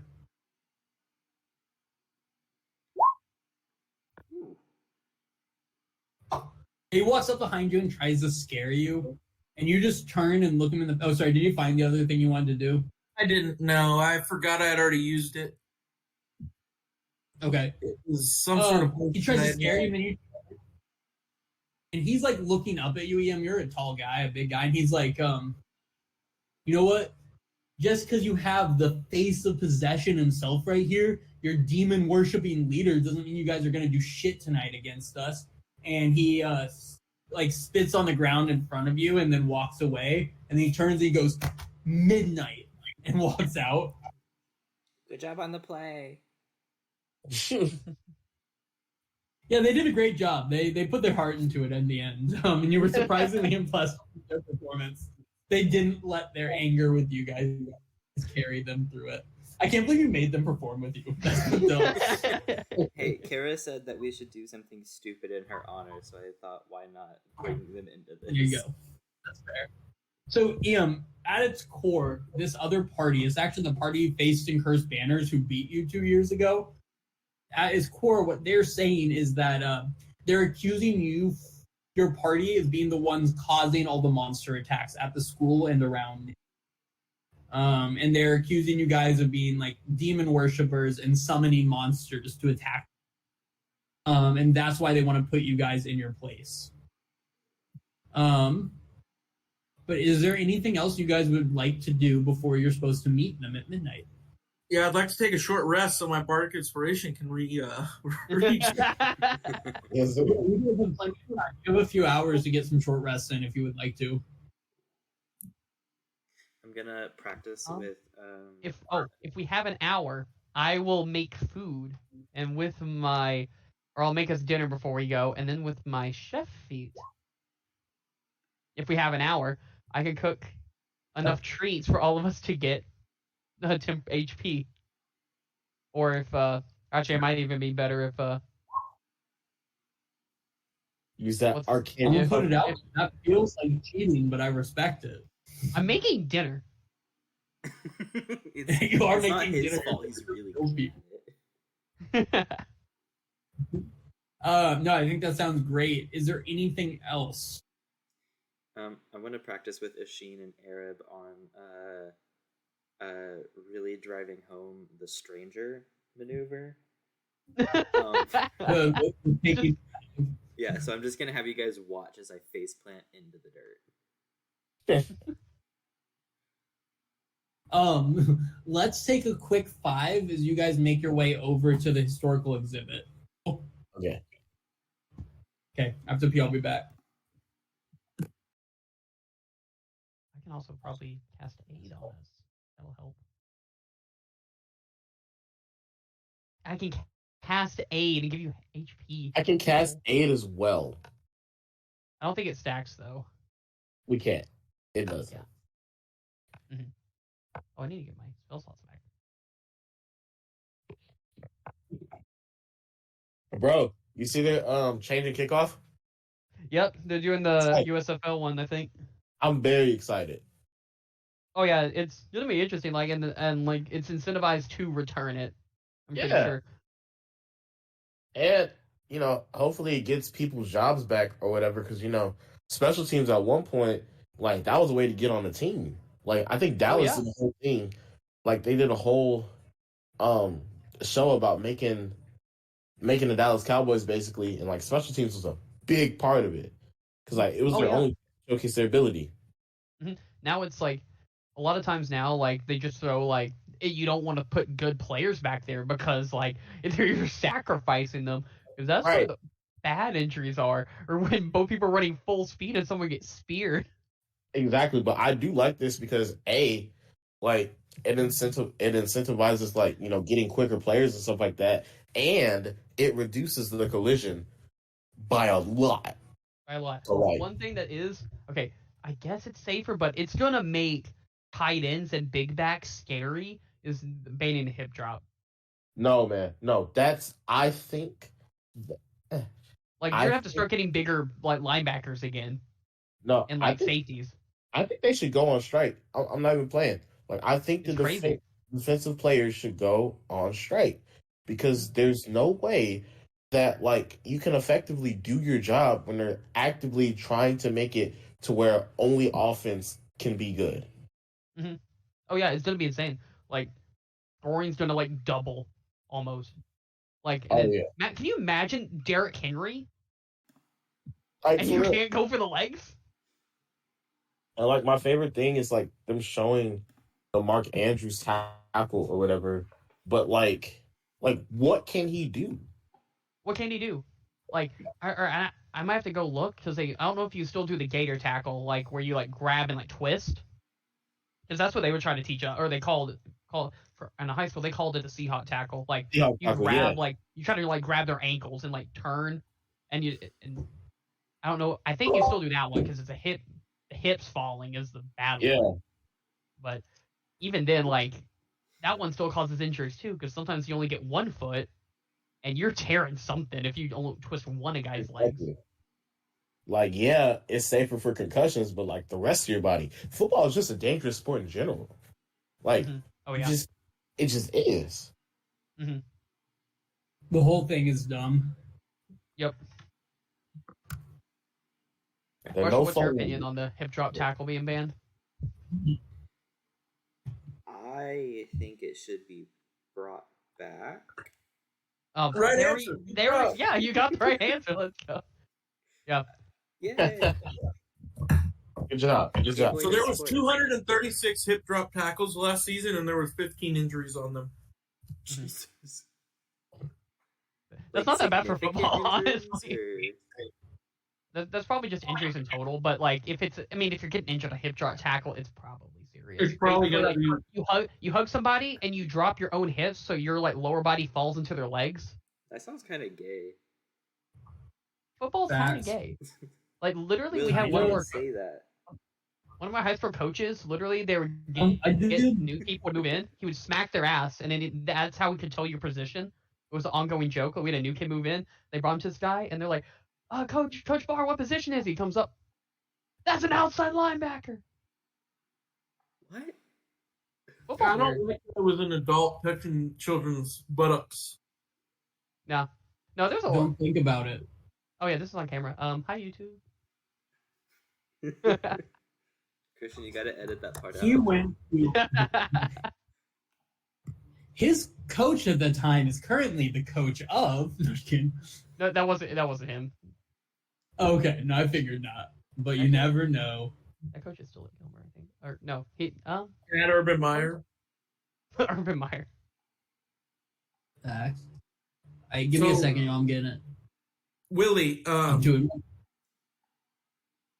I now Yes. give everybody. Remember how we had talked about how I'm just going to do inspiring leader every day? Mhm. Yep. Yeah, that hasn't been happening because you've been not very inspiring lately. Yeah, You've been and, possessed. and we're now going to start expiring again. Beautiful. Nice. Well, Or how much is it? It's 10 now. Oh my god. Oh wow. And then also, I'll cast That's- aid are on you serious? whoever's fighting. Who Yeah. else? Ian's not It's fighting, my right? level plus my charisma modifier. Oh yeah, we're 5 That's and he has crazy. a 20. Damn. Mhm. pretty good. Also, Ian, No. or I'll go ahead and cast on all of us, I think. Or can I cast on all of us? I'm fighting. Oh, you are? Yeah. Okay. Or, Asheen, I might get 2 of us and you get 2 of us with aid, so all of us can have the aid. Does that work? That's cool. Okay. I'll get Mog and EM, I guess. So both y'all get an extra 10 normal HP. And then what level are you casting yours, Machine? Oh wow. Aid's a really good spell. Oh. Okay. Well, hold on. Hold on here. Mhm. I'm currently at 79 HP. I will cast it at. I'll cast it at a level 3 as well. Oh, I only did level 2. I was saving my level 3s. So how do you? I think you get more than I do. Actually, in that case, I might just do it on just myself, and then y'all 3 can all get the level 3 ones. That'd Wait, be 15. are you accounting for both of y'all counting it or casting at level 2 because you gave us 10 and it's 5 on a level 2. Because A doesn't stat. Oh wait, never mind. Oh, okay, never mind. I was dumb. I was wondering That's what you were doing. Aid, I think. I does was stack. thinking it was a level 1. Oh no, you can't. Okay, never mind. I remember. Yeah, we can stack it. Never mind. I was confused. I thought at level 2 it did. It was I forgot it was a level 2, and then because I knew it was 5 for every additional, I forgot it was level 2. So yeah. Or actually, Okay. Hold on. I will cast Actually- A just at level 2. So it's 5. yeah, we all get. So you guys 5. each have an extra +5 max HP right now, right? Or temporary hit points, I should say. Oh no, it goes to your actual HP. It does. But we Oh, have 10 perfect. extra. Okay. We have 10 temp hit points from inspiring Yes. leader, so extra 15 total, which is crazy. Wait, did you say you're at 79? Um, Are you double my health right now? I'm at 74. That's crazy. Without this, I'm. Are you guys 34. seriously at 74? I At am. level 5, you're at 74? He is tough. Though. That's Yeah, or he is crazy. the feat. I have tough and I have Oh, plus yeah, 3 yeah. to con. So I think, Colby, do you remember the math I did for like my minimum health? I think it's like, if I, oh gosh, what was it? It was. Oh, it would 1 be- plus 'cause 3 you're- plus 3. My minimum health per level is 7, and that's if I roll a 1. If I took half, it would be like 10 or 11 or higher per That's level. crazy. Yeah. Yeah, I might get that. All right, just because you my guys health is- ready? Yeah. All right. What time do you guys head over? They told you to meet them at the exhibit at midnight. When do you guys head that way? I want to be waiting on them. Yeah. Let's Same. go at like 11. Mhm. An hour early. Okay, I like that. Mhm. You guys make your way over to the Zada Institute Museum here on campus where the exhibit's at, and they told you to meet. And the door is locked when you arrive. Well, I mean, we're probably fighting outside. I doubt we're fighting in there. Well, do we just want to chill? We'll just sit right there. Literally, just waiting on You're them. just gonna sit outside the front door. You're not gonna go in or anything. Try to go in or anything. Or Hold is- on. We're not gonna break into the museum. Like, I know Yeah. they said we're fighting outside the museum, right? I want to cast clairvoyance. My boy. Yeah, we're at inside the museum. Yeah, just to make sure that we're not going into a trap. Yeah, you cast it inside, and you just see the inside of the museum. So right now, EM, for your information, the museum is filled with artifacts from the scattering, so magic items in glass cases. And that's what you see. You see a bunch of magic items in glass cases. And then, kind of coming from a hallway in a different part of the building, you see the party walk out. And kind of come into the room there, and then all of a sudden you see one of them walk up and open the door behind you. You turn and see a dwarf woman going, well, y'all are here early. Yeah. I wanted to make sure y'all weren't doing no sneak shit. No sneak shit, we'll kick your ass normal. And then she turns and walks into the room and leads you in Oh, we were fighting back Indians. inside Okay. the exhibit here. Oh, And the half orc, who's kind of been leading the thing, their party, walks up and he says, hey, I want clean shit here, okay? We all know you guys are pieces of shit and we're putting you in your place tonight so that maybe it discourages you from continuing to, possess people, summon monsters, and be general pieces of shit here on campus, ruining school for everyone else. No one's gonna die, okay? All We're right. gonna keep this clean. And he walks forward, so he's like, so who's fucking first? Who's taking me on hand to hand? Or can you remind me their classes again and which one's which? Half-orc's a barbarian. There, I know that one, but he's other a than that, I don't remember. barbarian. Yeah. There is also a druid, a paladin, and a bard that are present for their party. Okay, and then I assume we're gonna have our bard and barbarian fight them. Is that right? Is that the plan? I mean, we could just cast sleep and then leave. We wouldn't knock them out right now. Yeah. Mark. It might not cover any of them. They're year fours. They're about to graduate from here. Oh yeah, they're like, oh my god, they're like a whole 2 levels ahead of us. Mhm. 1 or 2. I would. And he's like, quit talking. Who's fighting me first? You got this one, Mog? Yeah, I got it. Yeah, you run up. Or do you like just run up, or? I run up, not like to jump and punch him in the face. I just kind of like run up and I'm just kind of like bouncing up and down, kind of excitedly. Yeah, he swings on you, and let me go ahead and do that. Can we backtrack So, a little bit? Can I ask him if fire is allowed if we can create it naturally? Yeah, as you say that, he punches you in the face. That's So, fair. Oh, so yes. Get his ass. so I wanted to put out there that duels are not entirely uncommon at this school. I explained it to them. Basically, you put a bunch of Type A adventurers all together in parties, they get real gangy. It's kind of commonly accepted at the school that duels happen. However, the duels are not to the death, and they're without weapons. It's normally either magic on magic or hand-to-hand combat. Does that make sense? Yeah, I don't like it, but Well, that's fair as he swings and tries to punch Mog. And does a 17 hit Mog? 17 does hit. Can anyone remind me hand-to-hand combat damage, how that works? It's 1d4 plus strength modifier for unarmed strikes. Perfect. If you're not a monk or if you don't have that like fighter feat. He does not, and he is not, so /R. 1d4 plus 1 3. plus your strength So for the modifier. sake of this, just to save time, because this feels like we're going to be here a long time, all damage is doubled. And that's just, go with that, okay? Damage? All damage is doubled, because I don't want to be here forever.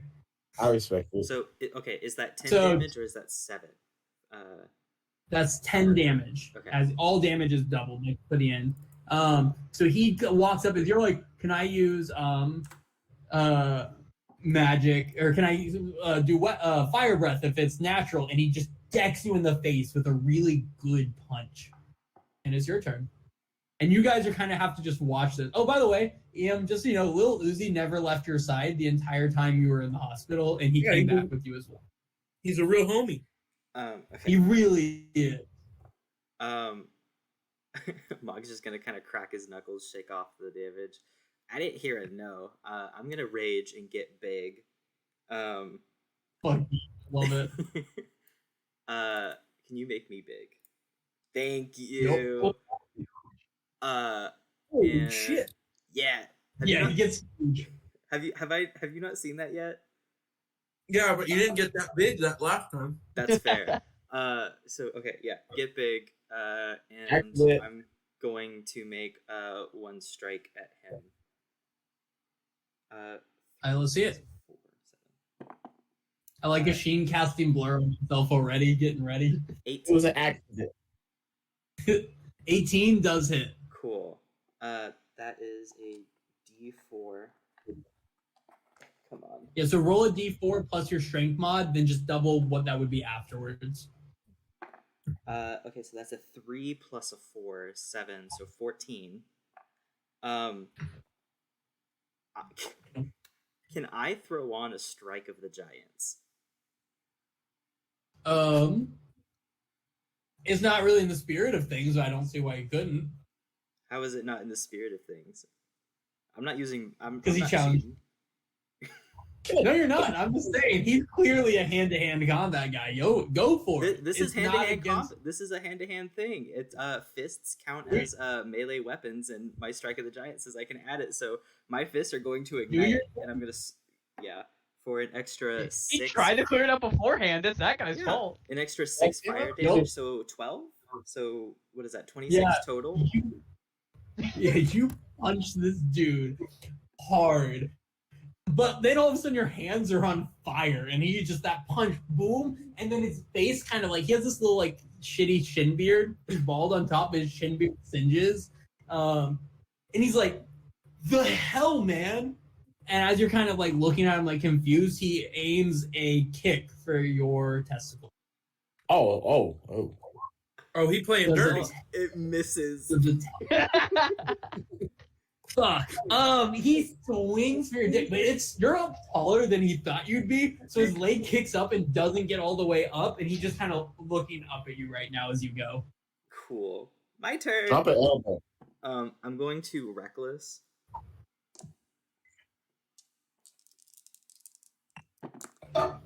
You're gonna go Reckless attack on him too? Are you gonna give him advantage or no? No, he doesn't get advantage. That's a 19 plus 7, 26. I assume that. Yeah, that hits him. Yeah. D4. That's a 2 plus 4, 6, so 12. Another Strike of the Giants, left hook. Nice. Beat his ass. 8. So 16 plus, what was the other one? 12. 12. So 28. 28. Yeah, this dude's like, you kick him, like he punches you with a really good first punch, and then you're like bam bam with a hit and then a fire hit, and then he's like tries to kick you in the nuts, and then you're like bam bam again. He's looking rough right now as he turns and he takes a reckless attack at you, giving himself advantage, but he is opening himself up. And that 20 though. That's right, Nova, get his ass. Get him. Is that Kara? It is Kara. 1 second, y'all. She's back after a few days, so.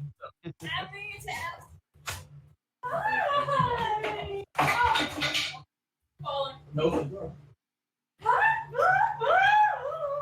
Did that mistreat you? Oh my goodness, we had a great time. So, You killed her.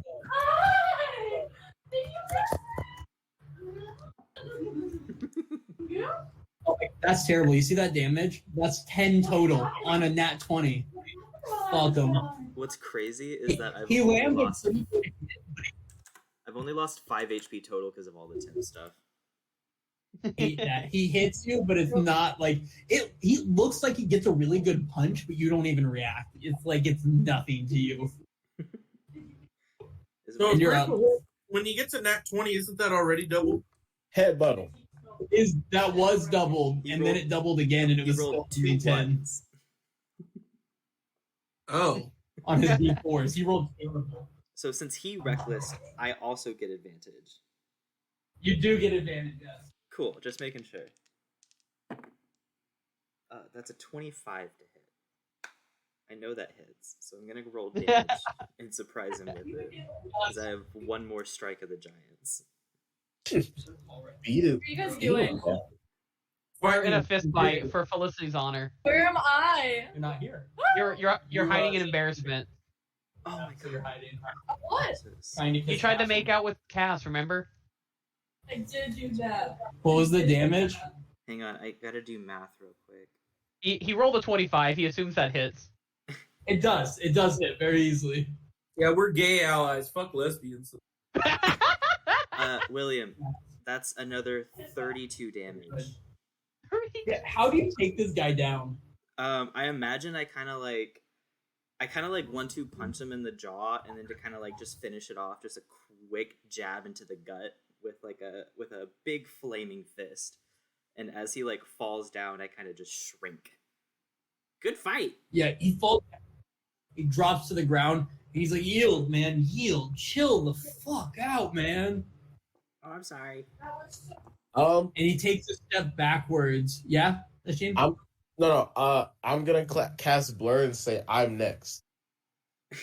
Oh hell yeah! When you step forward, I'm gonna say the druid steps forwards as well.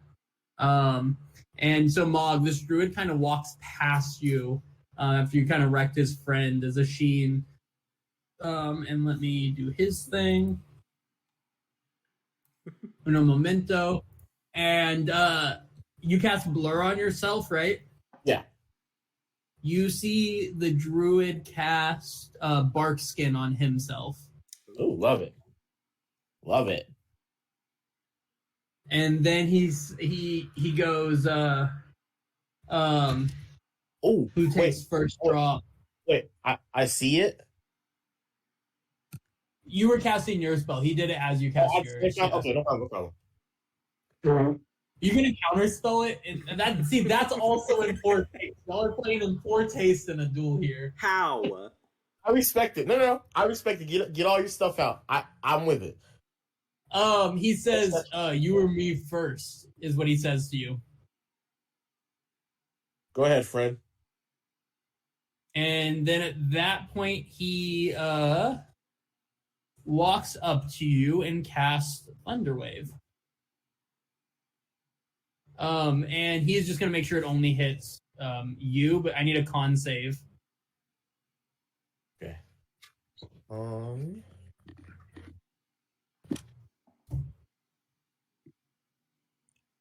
very glad right now. Oh, apparently Nova had apple keys. Her teeth haven't been brushed. Oh, I was never gonna brush her teeth. I've been very What clear about her about eye that. boogies? Said I probably wouldn't get those.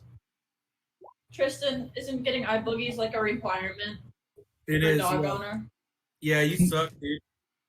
No, I did my best. I did so many other things. She ate. That was a win. So on a successful save, you get half, or you take half. So that would be it was 9 thunder. That would have been doubled then half. So you take 9 thunder damage as you cast this from. Hold on 1 second, just real quick. Yep. Let's see. How you doing? I'm doing good. Good. If you're hungry, there's food in the fridge. But if you're not, that's okay. No, I'm good. Use that as a reaction. That's wild. Yeah. So you'll take half of 9, so you'll take 4 thunder damage, and you have that. If you hit with a melee attack, you can do that. Okay. Ashene's gonna come right back at him. Ooh. There are so many things I can do. He's gonna come right back at him and hit with Is it better? Or reliable. See you for what? Eldritch Blast. You're gonna use old reliable? Do you even know how to use that? No, hey. Is your mirror image? Oh, okay. 17 does hit, even with the bark skin. Oh, my 28. God. Yeah, you just damn. I forgot everything's doubled. Can you describe how you take this guy down to the ground with 28 damage? What? He's a druid. He's not very strong. He wasn't supposed to take 28 damage on one attack. Okay. I take the hit, and then I look at him and just blast him with with the firebolt. And I'm looking like around or whatever, and I'm just like, hey, it is what it is. And like Yeah, I'm looking at all of them. you blast this guy into this glass display cabinet here that has the Dragon Slayer sword in it, and it bounces around for a second before it settles and doesn't fall. But this dude looks slumped, and he finally gets up and kind of crawls back to his friends. And Arab and you guys see the other two people don't look super excited about dueling. And they just kind of are looking at you guys to see what happens next. Arab will walk forward, cracking his knuckles, and then he'll like point at the paladin. And he goes, "Are we still doing this?" Anna says yes, and she walks forwards towards you. Oh. And okay, I'll start off with Spirit Guardians as she walks up. Yeah, you can throw out Spirit Guardians.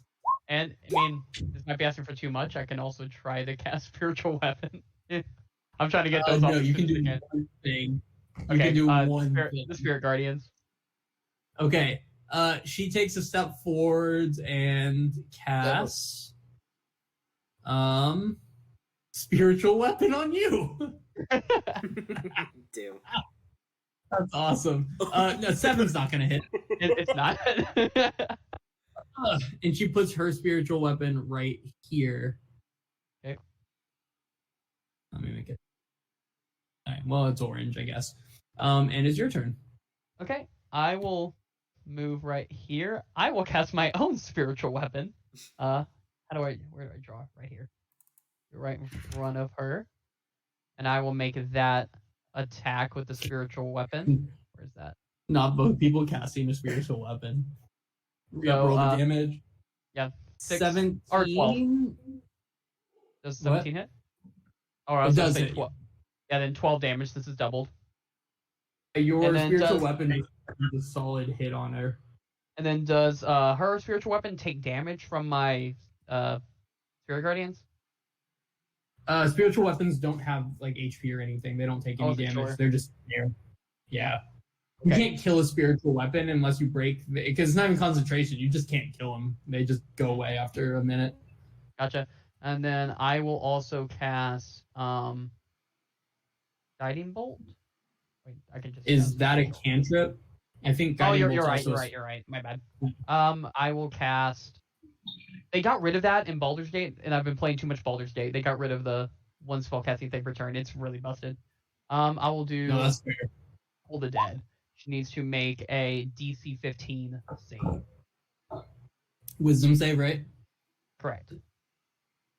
Okay, let's see it.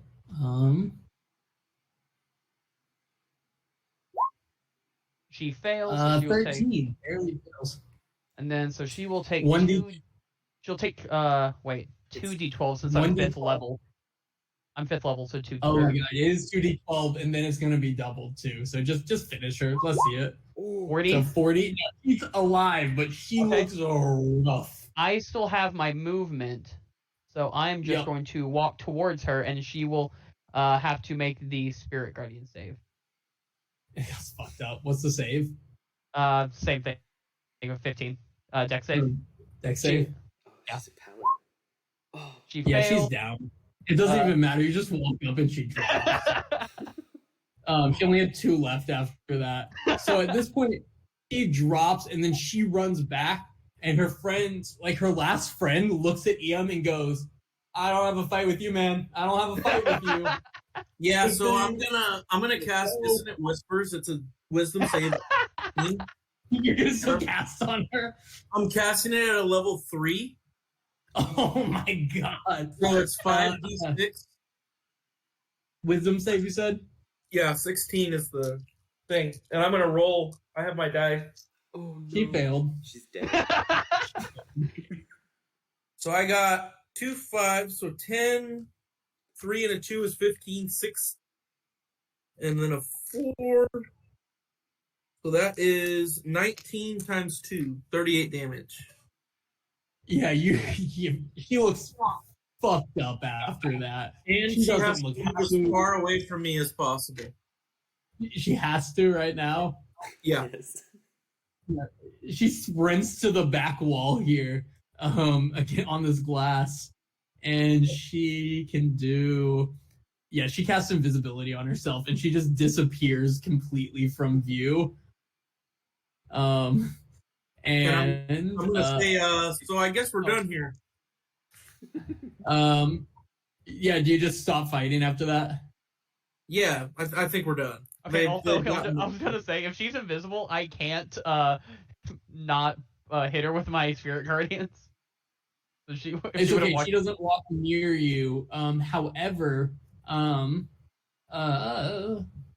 she all of a sudden you hear a whisper in your ear, as she becomes apparent next to you, and I need a save from you to not be charmed. A wisdom saving throw. As she suddenly appears, about 12 seconds later, next to you and whispers in your ear, and she says, "Hey, little guy, how you doing?"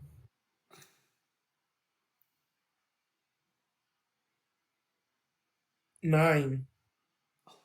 9 is gonna fail, as you are now charmed by her, and she leans in real close to you, and she says, "Fuck you," and then cast this on you. And can I have a con save at disadvantage as she tries to push you back with thunder damage? Even though it's disadvantage, I still get my con modifier, right? Yep. The disadvantage just because you thought she was your friend. All right, I rolled 2. One was a 20 and one was a 16. And Well, that's those without, are both.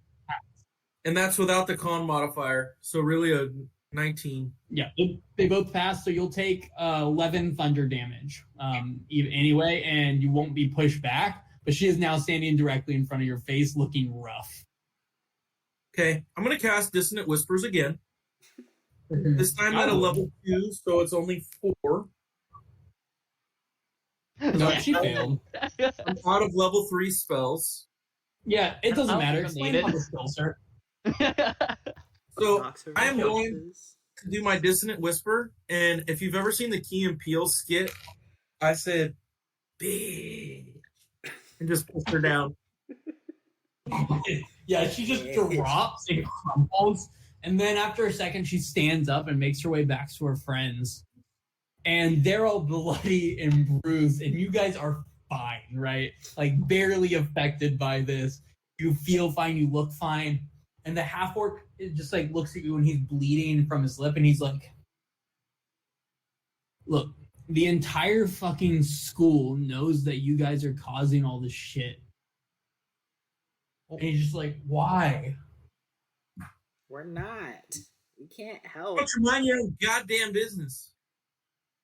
All of a sudden, there's a puff of smoke in this area, like a thick, dark gray cloud of smoke appears. And the half-orc goes, "What the hell, man? This is too much, man. We're sorry we messed with you, but that doesn't mean..." And he drops unconscious onto the ground. That's not us. Oh, we're being framed. This is crazy. The other ones are like, "What the hell, dude? This is It's not us! like, we were just fucking around, man. This is too much." And another one drops unconscious. Stop talking, hold your breath. Dwarf does. And the other two people grab their friends and take off sprinting out a side door, and they drag them out of here. So it's just y'all left here. Can we get away from that smoke? There's no longer a smoke. It went up, there was a cloud of smoke, and then it's no longer here. Should we go check What? on them? Yeah, they're probably fine. They dragged the others away. The last thing you heard was, "Get them to the infirmary," as they ran out dragging their friends. Well, you want to check out these items? We don't gotta go around to other people anymore to look at them. Like, we have them all ourselves, basically. Maybe we should try and figure out where the smoke came from. Oh, Or okay, not.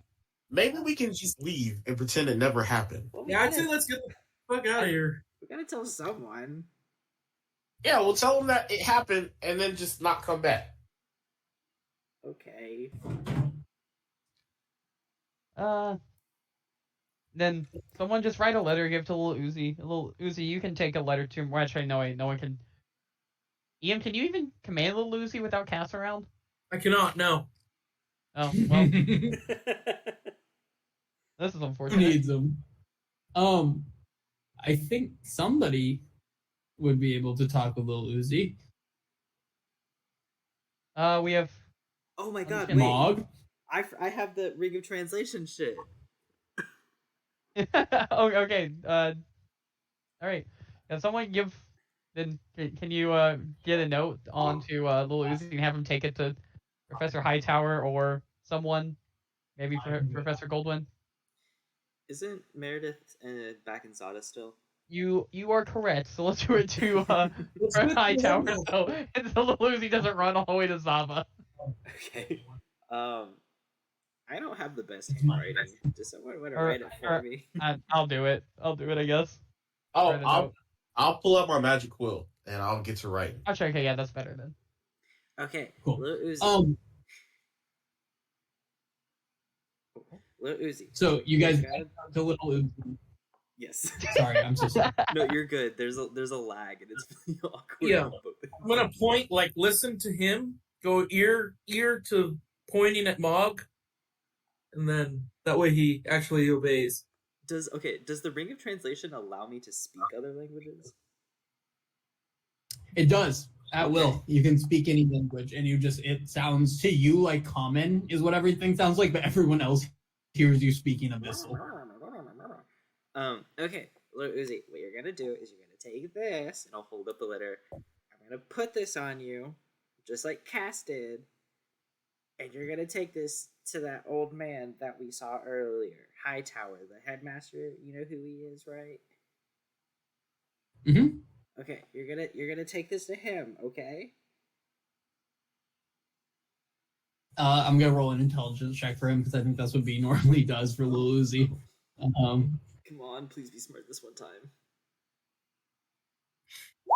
Yeah, he's very smart. He takes the note, looks you in the eye, and he says in like fluent abyssal, right? He's like, "Yes," and runs out. It's like a very confident yes as he sprints out with the letter. I'm gonna stare at my hands for a second, take off the ring, and give it to Asheen. This is too much responsibility for me. You can give it to Sheen after that? Yeah. He didn't like understanding Lil Uzi perfectly. Thank you, friend. And he is gonna put it on. Of course, that's the tune, but he's gonna put it on. Nice. Yeah, it allows you to speak and understand any language. Oh, wonderful. Wait. Okay. What? No. I'm just so when you say understand, like listening, understand, or reading, understand. Listening, understand, not reading, understand. Okay. Well, I have reading, understand. That's what I was just wondering. You do have reading, understand already. Oh, that's unbelievable. That's my favorite spell, reading, understand. He can speak. Reading, understand. It's a good one. It's a good one. But the spell, yeah. Am I like frozen for y'all? No. Everyone else is frozen on my screen, including myself. Weird. Okay. Anywho. Fucking Michigan. With that though, you guys are kind of left alone in this exhibit. You guys head back to your rooms for the evening. Yeah. Yeah. Cool. Yeah, you guys make your way back to, and you're kind of. Oh, no, he's gone. Yeah. R.I.P. I think that means we win. Oh my god, did I we think just win so. D&D? We won D&D, guys. Good job. Yeah. Well, he's doing something because we moved.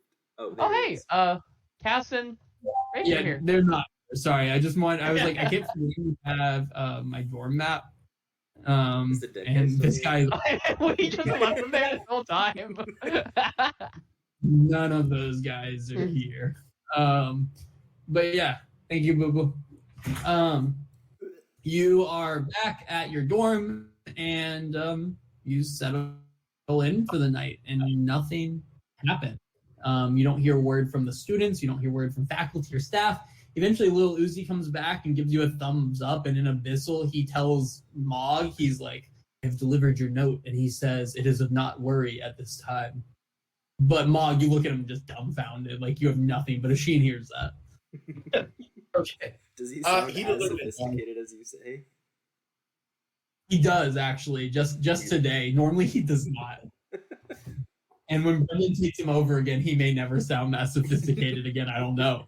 But I'm not Lil Uzi normally, so here we are. The next morning, we're just keep moving here. The next morning, you have two things you have to decide to do today. You have to attend dance lessons, even Iam, and you have to decide what you're going to wear or do for the masquerade ball tonight. So Mog, you have that pin, obviously. Are you planning to cast Disguise Self on yourself, or were you planning to try to find a mask on your own? I think I'm gonna try and find a mask on my own. I imagine Mog gets up and either like exercises or kind of walks around campus in the mornings. Yeah. So if you'll allow me, I want to do one other thing as well. In my search, Definitely. I want to go to the infirmary and see if those two people are there. The two people that dropped from the smoke. Yeah. You head to the infirmary. I'll come back to that in a second. What are your thoughts for your costume for the event? So it's very dressy. Mog's never really done anything like this, so I imagine he would have gotten pointers from Asheen, who's from a higher class. And his goal is to find a deep red, almost like the same color of his scales, a deep red like blazer, rip the arms off so his arms are out, and have like a white tie, and then as for a mask, he wants kind of almost like a respectful caricature of a dragon. Okay, and you want to find or make these, not use the pin, correct? Yes, Mog's used to making things, so he wants to try and put some of that DIY skill to use.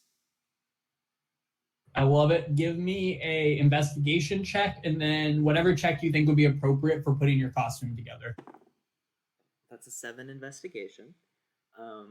Okay. And then to put my costume together, maybe just like a straight. My first thing would be check. Survival. Wisdom's a great idea. Yeah. I like survival because I like the idea that he's like scrounging for shit. So we're gonna go. That's kind of how I see Mog. So that's accurate.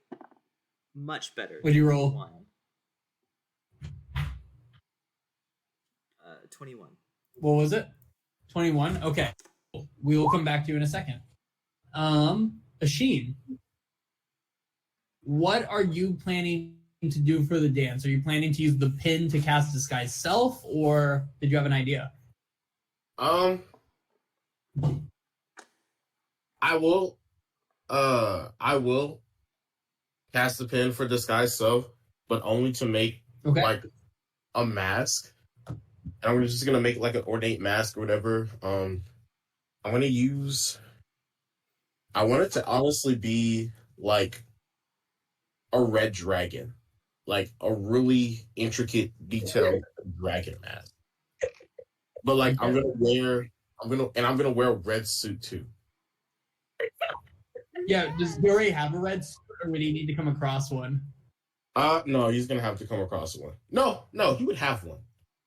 Yes, he would have one. Oh, yeah. Okay, cool. Then we will come back to you in a little bit. Arab. He would probably go to buy a suit and a mask. If he could find one, he'd probably go for maybe or something probably match saloon. I'm not sure, like maybe like a dark bluish, almost like the midnight sky, or maybe like a silver, something like that. Some color that would be like the night or a saloon. I like that idea. Okay. There's a great opportunity to all go in a red suit with a dragon mask and do the Always Sunny bit where we're trying to figure out who fucked D. What? Arab, give me a check that you would think would be appropriate for you trying to come across your suit and mask. and then I'll come back to you. And Ian, what about your plan for the masquerade tonight? You have a pin that casts disguise self one time, or you can build or buy or use a costume you might have. No, so I'm going to wear my nicest Hawaiian shirt with a nice pair Love of that. khaki slacks and brown dress shoes and brown belt, obviously. Hawaiian shirt is Yep. tucked in because we're in a classy establishment. And then I'm going to use the disguise self pin to create a mask that has like, basically it's going to look almost like a horseshoe on the ends. Yeah. With different colored Hawaiian flowers all on the outsides. Oh, that's sick. So almost like a horseshoe, but a lei. Right, exactly. Oh, I like it. Cool. Okay. So, taking into account your plans, you do not see them in the infirmary, Mog. You make it to the infirmary, you do not see them. That's what I'm going to tell you. You all kind of spend the rest of the day primping and getting ready for the dance. You're excited about it. It's supposed to be a nice event until you're called for dance class, dance lessons. And you're brought in, and basically as you're brought in, everyone's in the arena, again, where you had the play last night. The decorations are still up from before, and there's just kind of conversations going on. There's awkward laughter. There's people shuffling their feet. Everyone's kind of unsure what to do. Until Felicity walks up to Asheen and she's like, "So, you haven't asked me yet." Mog can fuck Felicity. Would you be my date to the ball? It's a gala, but yes. And then she leans up and gives you a kiss and then says, "You're my dance partner during this because this is going to be ridiculous." And Ian, as you're looking at them and just like with loathing, right? You're just seething with anger right now. What'd you say? Pure disgust. Pure disgust. You feel a tug on the back of your sleeve. Stalker. Oh my god. Hi. You turn and see the halfling girl you met a few months back, Stella, and she goes, "Do you have a date for the dance tonight?" I don't. "Do you want to go with me? I know I'm only a first year, but No, you seem..." that's cool. You can definitely go as friends. Yeah, that'd be fun. But we can dance together, right? Like, you'll be my dance partner? Yeah, for sure. Of course. And she gives you a big hug and then grabs your hand and pulls you over to a spot so you guys can get ready to dance. Arab, Mog, do you guys have any plans for a date or for this dance class to find a partner? Everyone's kind of shuffling around finding partners for this right now. As Mog, you two do you want to stand dance? awkwardly. I would love to. I'm gonna dance with Mog. Mog. I love it. But Mog At can get this huge point- and Mog becomes huge and leads. It might be Very At Beauty this and the point, Beast. the instructor for the course, Professor Naval, walks up, and Naval is a bright blue djinn. So she's a genie person, but she's bright blue and she dances really really well, and she leads you through what ends up being 4 hours of dance practice. And can I have an acrobatics check from everyone? Arab has 2 left feet. Ooh, Mog's not much better. This is what I imagine as leading. Oh my god, a Sheen. I kind of Yes. got dance lessons at the palace. Yeah, so this is kind of how this goes down. It starts with Asheen just spinning Felicity around beautifully, and it's elegant and it's phenomenal, and everyone's shocked at how well Asheen can dance, especially after hearing him sing the night before. but he looks beautiful. And then Eam sees this and is a little upset, so he just starts like he lifts his halfling partner in like a dirty dancing thing, like holds her above his head. And he spins and he dances beautifully too. And then Mog and Arab just take turns like stepping on each other's feet. And Arab, you are doing bad. And it's come to your realization that you have never danced before. Mog has done some ritual dances like with giants, but they're like so big that he just kind of ends up just dodging their feet, and that's his dancing. But Arab, you realize that you have never danced before. And can I have a history check from you? Oh my. Yeah, you knew, and this is something that you were going to dance once. You knew you had to learn to dance because you were planning to, Mhm. And it was actually leading up to your kind of first lesson leading up to that the events happened. I don't know how much you want to share or anything, so I'm not going to go into it. But as you didn't ever go to that lesson, and you never learned to dance, and it's something that's in your mind as you're dancing with Mog right now. Arab will be tearing up a little bit, and he'll just play it off, be like, "Oh, your feet are huge." I'm sorry. Please. And I imagine Keep in the middle stepping on your I imagine in the middle of a step after Arab says that, Mog feels bad and like shrinks down, but then it's worse because Mog is still kind of heavy, but just smaller. So Arab tries to hold them up, and he just makes them both fall. Yeah, towards the end of the dance lesson, we've been going for a couple hours. One of the students one of the students dancing passes out and goes unconscious. And Naveen is like, oh, we're dancing too hard, I see, and kind of laughs it off, and you keep dancing. And then another student passes out. And then another one goes unconscious. And after about 4 people have just dropped randomly unconscious, similar to the people last night, she calls off the dance lesson. And a girl who you all recognize as the bard girl from last night points at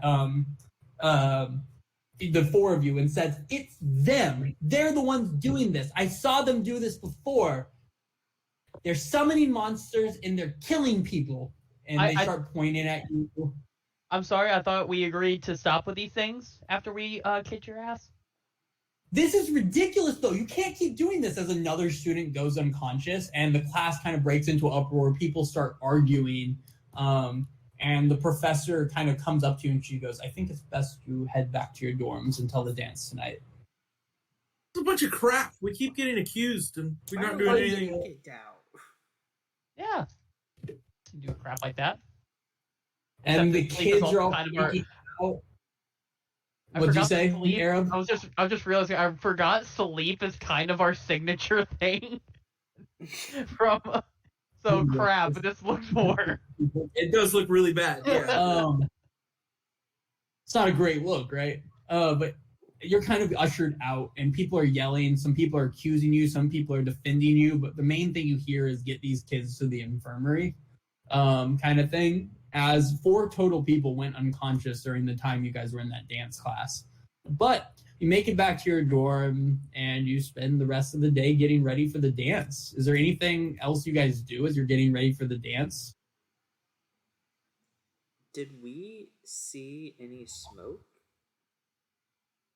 Or did they just drop? Give me a perception check. Anyone that was looking and kind of curious on that 20. can. Dirty 20, a 22. You did not. Also, just a heads up, my passive perception is up to 17. Damn. That's crazy. No, you did not see any smoke. None of you did. And you would know. You guys felt like you were watching as students started dropping. You didn't see any smoke at all. Asheen, you did see a little smoke. Just a little. Okay. Is there any way to like? But it might have been coming off your shoes because you were dancing so well. Hello. It was bad. Hello. I know I should have said his dancing was fire, but it's too late. Is there any way to like try and remember if there was like a feel of magic. Like, what if they're putting people to sleep and blaming us for it? Who is they? The Oh, the group that other keeps- party? Yeah. Give me an Arcana check, Mr. Barbarian. Hey, I have expertise in Arcana because I've been passing my enchanting classes. Yeah, you cock bag. Another dirty Yeah, 20. you're right. You did not see anyone cast any spells in the room. That's scary though. But to be fair, there was a lot of students and a lot of people were dancing as these were happening.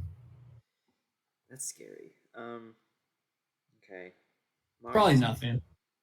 I think Mog is just gonna kind of like take his anger out at the situation by like finishing his mask. It's like a fun caricature of Chromios. Nice. And Yeah. yeah.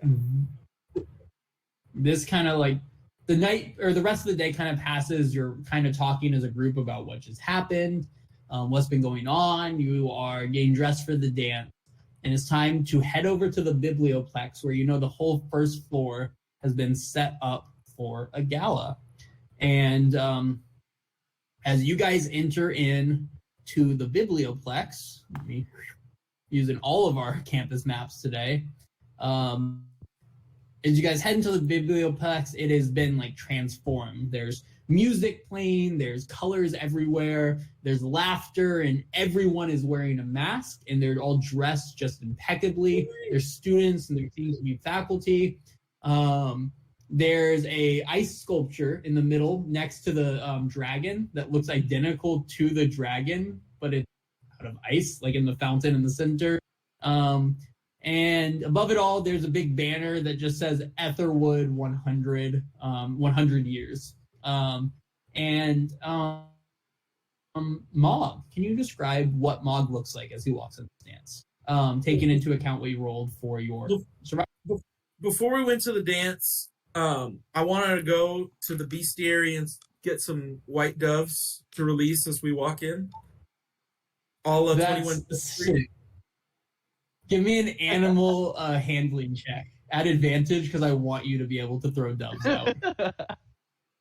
Oh no! Oh no! That's tough. You get one dove, and that dove is a.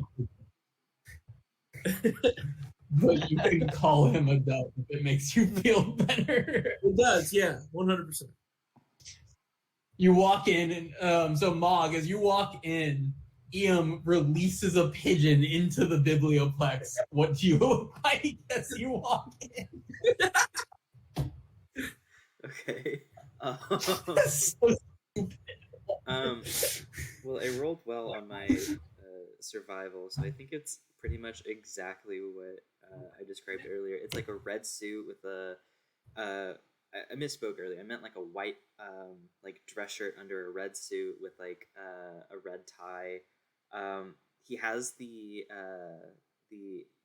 Aetherwood like disguise self pin there still.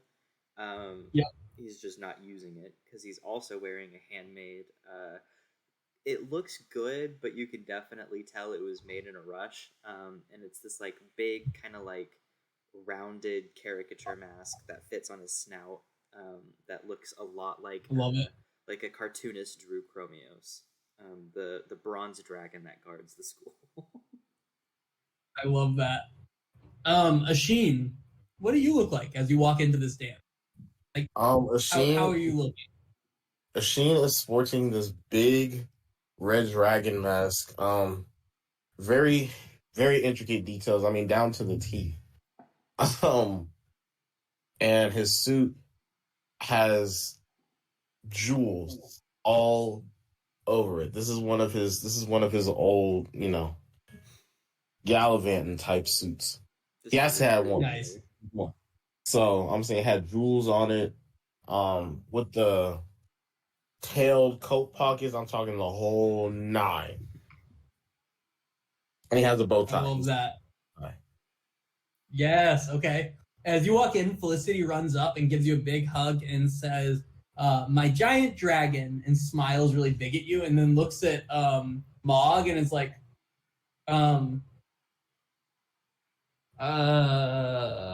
Sheen, It's and kind of like right. hits at your face. What'd you say? Aaron will just yell from the back. You picked right. I don't know which And one she she goes, walked up to. and then she says, "My giant dragon Oh my gosh. hugs you big and grabs your hand off to go." Arab, what about you? What do you look like as you walk in? I rolled like an 11. You rolled Was an I 11. able to find a suit that I wanted, or It's up to you. What do you think with your 11 you found? You're wearing. Where are you at? he probably didn't find one matching. I guess he would have found the colors, but it might end up he wanted the mask to match the suit, but I'll say he found them, but actually no, he might just do the disguise self at this point just to make it all match. So he'll be wearing like a silver suit, matching silver mask. Might have like moon symbols as like cufflinks or whatever, or wherever he can put them on. It'll be shiny. Yeah, it definitely didn't look quite as good as you were hoping, but it looks fine, right? You look nice. Good. Ian, what about you? That's how I look. That's it. But with the big Hawaiian lei mask, right? Oh, that one didn't work. Rip. Ian. That's great. That is so. He sings all That's of that. crazy. That's so many letters. I don't trust his link, dude. Why is it so long? It's just an image. That's what she said. Oh, Ayo. yeah. Ian, as you walk in, dressed all nice, it's not hard to place Iam specifically versus everyone else in math. It can be a toss-up, but Iam, they're pretty sure it's him. And the halfling girl, Estella, runs up to you and gives you a big hug, and she's like, "I have to introduce you to all my friends," and drags you off into the dance, leaving just Arab and Maud standing next to each other. So, And Mark, they're do you just wanna like, find the a- music is playing. Yeah, you guys are just chilling. Do you want to find a corner to go stand awkwardly in? You don't want to go dance? We practiced all that time. We don't got it. We might just get some snacks and just chill for a bit. Okay. Oh, hang on. Sorry, I forgot one thing. I'm gonna pull out a little potion bottle and I'm gonna swallow it real quick. Oh, it was it was the one I got from Felicity's dad, the one that makes my teeth white and really bright. Yeah. Huge smile shining. They got real trash with Felicity's dad and bonded, and he gave them all potions. Tristan, that's what you missed. Yeah, Mom looks bare his teeth huge and just kind of walk around. Do you hear the careless whisper in the background? No, but I love that it would be playing. As Careless Whisper starts up and there's a nice saxophone solo, but it's not a saxophone. It's like a magic instrument that sounds like a saxophone. Saxophones don't exist yet. The headmaster steps up and he goes, and the music stops and a spotlight shines on him and he takes off a mask and he's like, "It's me, of course, Headmaster Highgather, students, faculty, honored guests of Aetherwood. Welcome to the Centennial Gala. You know, it's been 100 years of excellence at the school, but I know these last couple of years have not been without their issues and faults. And I hope that you all know that I'm doing everything I can to make this a educational and a happy school for each and every one of you to attend. And so I say to you, enjoy this dance. Have a great time.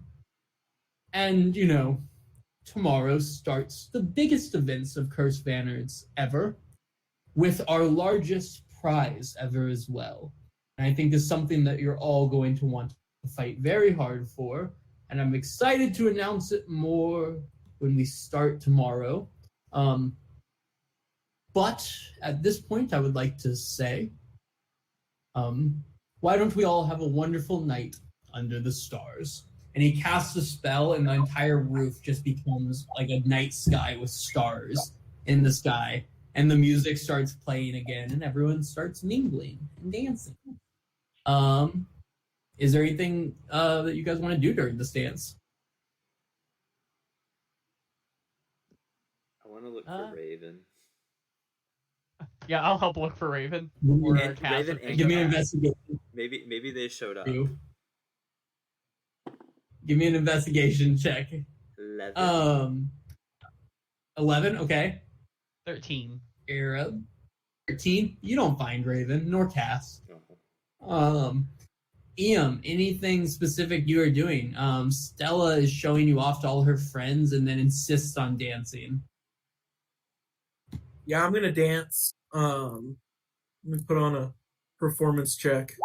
Oh my god. Yeah, I kill it. Obviously, it's beautiful. And every time there's a slow dance, Stella, like, leans in really close to you and stops just a little short with her lips, like... Yeah, I'm not gonna give her a kiss until the very end of the night. I'll give her a peck. Respect it. She looks enthralled and excited, and she introduced you all her first year friends, and it definitely, after spending the last 9 months in a hospital, it makes you feel a little old to be hanging out with a bunch of first years, but also, they're excited, and she seems really nice, and she's pretty, and she seems very interested in you, for sure. She McConaughey. This is the Matthew McConaughey. I stayed the same age. I keep getting older at these things. Terrible every time. Asheen, what's the dance like for you and Felicity? Oh, I dance a little bit or whatever with her, but I think we focus more on socializing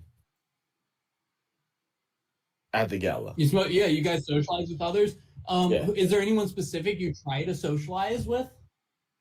No, just going around. I am throwing in my my business or whatever every now and then.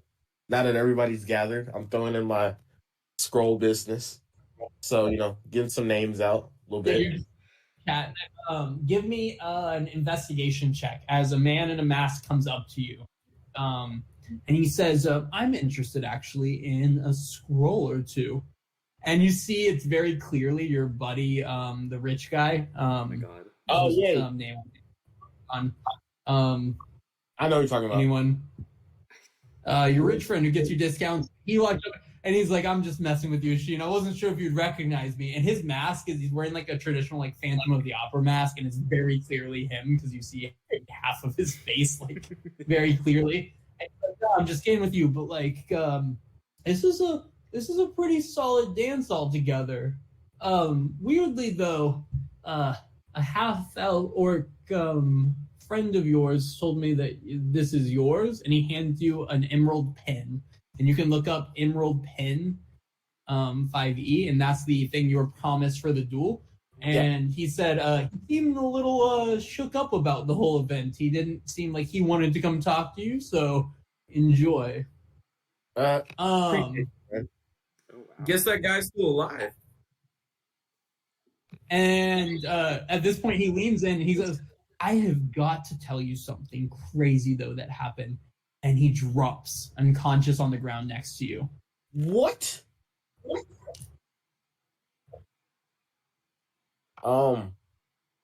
As you're dancing, your dance partner, Stella, drops unconscious next to you. Yeah, I cast something.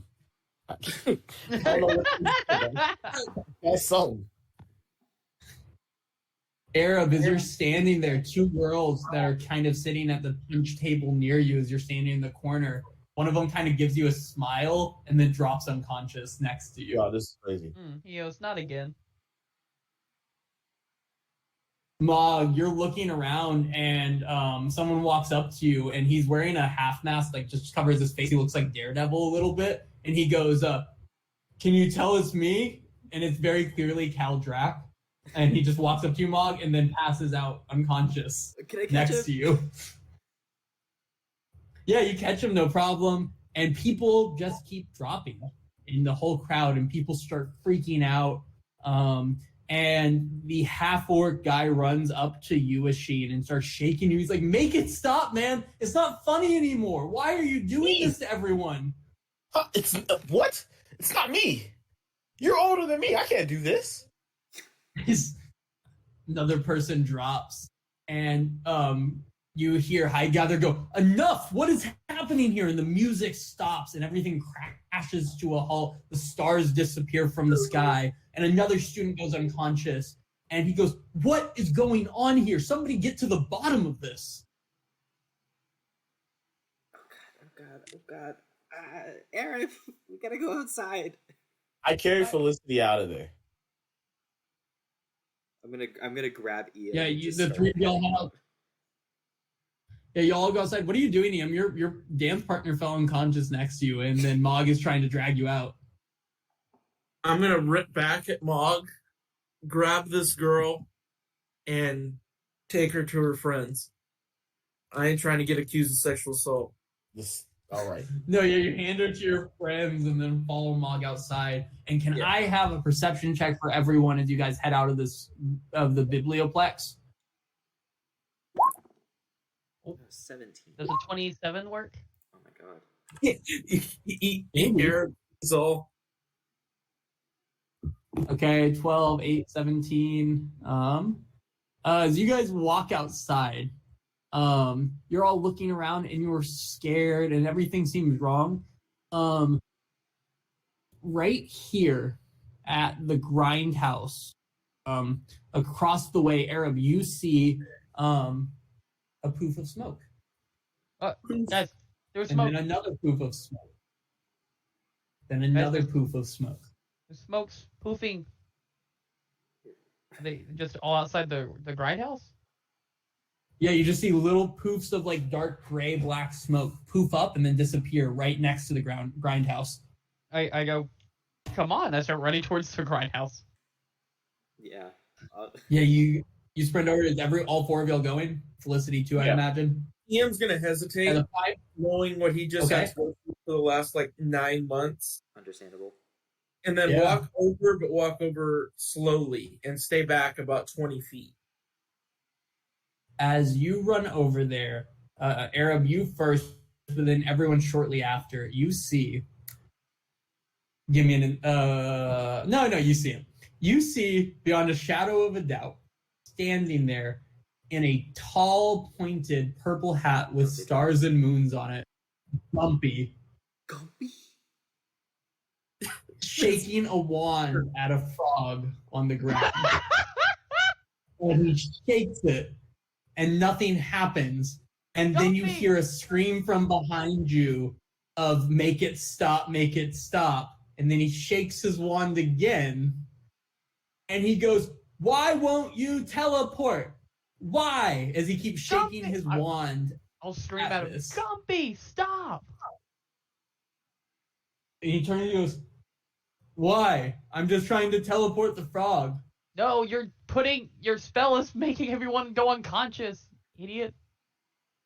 That doesn't make any sense. I'm casting a teleportation spell Where'd on you the get that hat? frog. But every time he casts it, the hat glows. You see the hat glow with like a nice yellow energy from the stars and moons. I'm going to pull out my cleaver, turn it to the flat side, run over there, and smack him in the side of the head with it as hard as I can. Yeah, you run up, smack it. That hat flies off, and then he casts the spell. Nothing happens still, but you don't notice a puff of smoke either. And he goes, why would you do that? I'm gonna get big and pick him up. And he's like, what's going on? I didn't Where'd do you get the anything. hat? I'm just summoning a frog. Yeah. We're Get the gonna hat. take this hat off you, champ. I'm grab the hat and hand the it hat, to I don't know. Sheen. No, I didn't do anything with the hat. I was practicing my summoning spells, and all of a sudden there was a poof of gray-black smoke, and it appeared on my head. Uh-huh. Oh my god. That's what the smoke was in the fucking museum. Oh my gosh, he teleported the freaking hat somehow instead of the frog. That's crazy.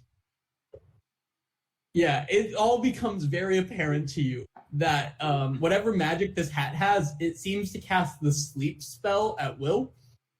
And as Gumpy has been attempting to teleport his frog, he has instead just been accidentally casting sleep on people.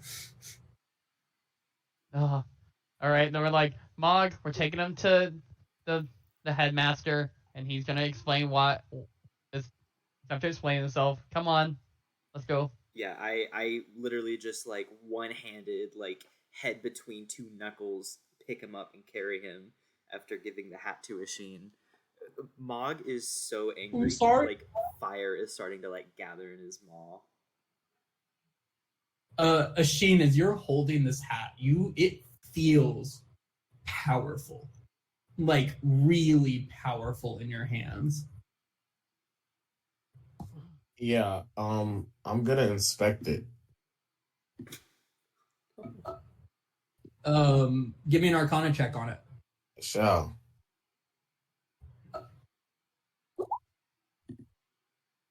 Yeah, feels like a magic hat. Okay. I'm a put it in the old back pocket. Yeah, you just gotta dump it. Yeah, you guys drag Gumpy back inside. People are freaking out. But you also notice everyone's just kind of shaking their friends. And when they shake them, they seem to wake up no problem, the people who have gone unconscious. And then you drag Gumpy in, and the headmaster's like, what is the meaning of this? Why are you dragging a student in here? This is the fucker that's been causing all the problems. Why does he have the hat of Ernan? It's a great Wait. question. Ask him. We don't know. Gumpy. Oh, Gumpy, did you again? This kind of thing? Again? And he walks up and he takes the hat from you and he goes, Gumpy is either the least or the most powerful sorcerer that ever have lived. I don't understand it. I don't get it. Gumpy, detention again for all of next year. All of it. Every day. You're done. He goes, I was supposed to graduate at the end of this week. And he's like, you're not, Gumpy. You're not. No, we gotta He have him says, for another year. He's with us. One more year, Gumpy. And then he looks at the party and he looks at y'all and he goes, I don't suppose. No, that seems wrong. Gumpy will find you a group of first years to put you with. And he grabs Gumpy by the scruff. Remember, Gumpy's huge, right? And he grabs him by the scruff of the neck and drags him out. And then he stops and he goes, thank you to the four of you. I would like to officially, and he casts Thaumaturgy, I would like to name this party as the Adventurers of the Year here at Aetherwood. And here. Don't do that. Grabs a bag and throws it at you. And he's like, here's your prize. Good job. And inside is a bag with 10 of those disguise self pins, 10 of those one-time use disguise self for 6-hour pins. And he goes, you earned that. And then he walks away with Gumpy. And we want to represent the third-year class in the games. No, we don't. Oh, they already assigned y'all up. Don't worry. You're good. Oh, if I want to look out into the crowd, if I see the half-orc, I will just give him the finger. He looks at you and he looks terrified. Good. And then the whole part, like, if you see any other people at those parties, every time they look at you, they avert their eyes and walk away, like really quickly. They genuinely all look terrified of you. Well, guys, Turks Banners will be easy this year. And we will have advantage on all intimidation checks, it looks like. And that is all I have for you. Before the end of the night, I want to go check on that girl. Stella? Yeah, she kind of flutters her eyes and she looks up at you and you're like holding her and she goes, you're my hero. And she reaches up, grabs you, and leans in to kiss you. Yeah, I give her a peck. Iam's still dealing with his sexual struggles, so... His sexual struggles? What? We've discussed this before. That's part of his backstory. He thinks he's bisexual. It is, He yeah. doesn't know what his sexual orientation is. Oh. I don't remember that. And she's like, I do. I did not remember that either. I do remember it now. Okay. And she's I'm like, missed if you're gonna stick around this summer, I'm gonna stick around this summer, and we could hang out. Yeah, I've got to catch up on class, so I'll be around. Unfortunately, I can't go on tour. Obviously, Idol understands that I have to, catch up on my schooling, and they canceled the concerts, unfortunately, so I won't be making any money this summer. But part of it. So we can hang out, and we can like go to the grindhouse, and you can study, and I can watch you study, and we can be together. Yeah, for sure. Liam says a little bit scared, but also curious. Felicity gives Asheen a hug, and Arab and Mog stand awkwardly next to each other. And that's what we're going to call it for tonight, y'all. That was fun. I wanted to write you guys a fun little kind of like mini session without not everyone here and stuff, so I hope you had a good time. Did y'all think it was bad shit happening? Yes. It was Gumpy. It was Gumpy. I was so confused. I was like, are we getting plot development this session without like them here? No, it's just Gumpy being an idiot. I was freaking out. I'm like, are we about to like watch one of us get possessed, and then whenever Kara and McKaylee come back, one more person is gone because they're possessed? And I'm just like, what's gonna happen? Who are we fighting? And then it's just fucking Gumpy. I told Brendan, I'm like, I'm going to lead them on like a dance session, and we talked about some other stuff, and then he's like, what if it's just Gumpy fucking everything around? It was perfect. Shout out, Brendan. Also, next time, leave Arizona long enough for me to process what's happening. Let me talk to him. We wanted you to just be stuck and have to give a speech from him. To be fair, we assumed everyone would be there, but they just didn't work out that way. So maybe he comes back, maybe he doesn't. Fucking Gumpy. Fucking Gumpy. Fucking Gumpy, though. But now you know that Earth is still alive. Dude, Gumpy, Headmaster said it, Gumpy might be the most powerful sorcerer ever. He managed to accidentally summon an incredibly magic hat out of a magically protected display case onto and his put half head. the school to sleep. And put half the school to sleep. He was in the museum with us. He knows what that shit did, and he didn't return it. No, he thought he wanted to be powerful. He said it just appeared, or did he say that it appeared on his head, or did he just put it? Did appear? Yeah, okay. Oh, he might have just never noticed, and all of a it was sudden there. Smoke. For a second, I thought it just appeared, for a second, I thought it just appeared in front of him. He goes, huh. Oh my god. And started doing magic shit again. I liked Gumpy until this session. Caused such big problems for us. So you had to go into like a gang fight. Yeah. You've had like 3 real interactions with Gumpy. One of them was when he accidentally summoned a bunch of cranium rats. The other one was when he was helping build things in cursed banners, and now this. That's really your main interactions with him for 3 years. I forgot he was the one that summoned the rats. Yep. He's the worst. Is he a conjuration wizard or sorcerer or some shit? Whatever he is, he needs to stop. Someone needs to take his magic away. I don't know. Put him down, maybe. I see him as a quintessential wild magic sorcerer. Just on the nose wild magic sorcerer. That's where, actually, every now and then he rolls in that 20. Shit happens, but then at other times he rolls nat ones a lot. I hate that that's a good idea. I've always seen Gumpy as a very powerful sorcerer, and he shouldn't be, but he is. But that kind of makes sense for sorcery. Like wizards, you kind of have to work at being powerful. But if you're a sorcerer, you could just be accidentally powerful. Mm-hmm. Yeah, that's a character I have playing for later on, is a sorcerer that thinks he's a wizard. And so he like is trying to learn things, but he just does them. It just does it instead. He's trying to learn spells, but he's like, here's this. Yep. That was a lot of fun. Thank you guys. I'm glad we got to play. All of this is relevant. Like it all happened. So all this does continue on as you go on.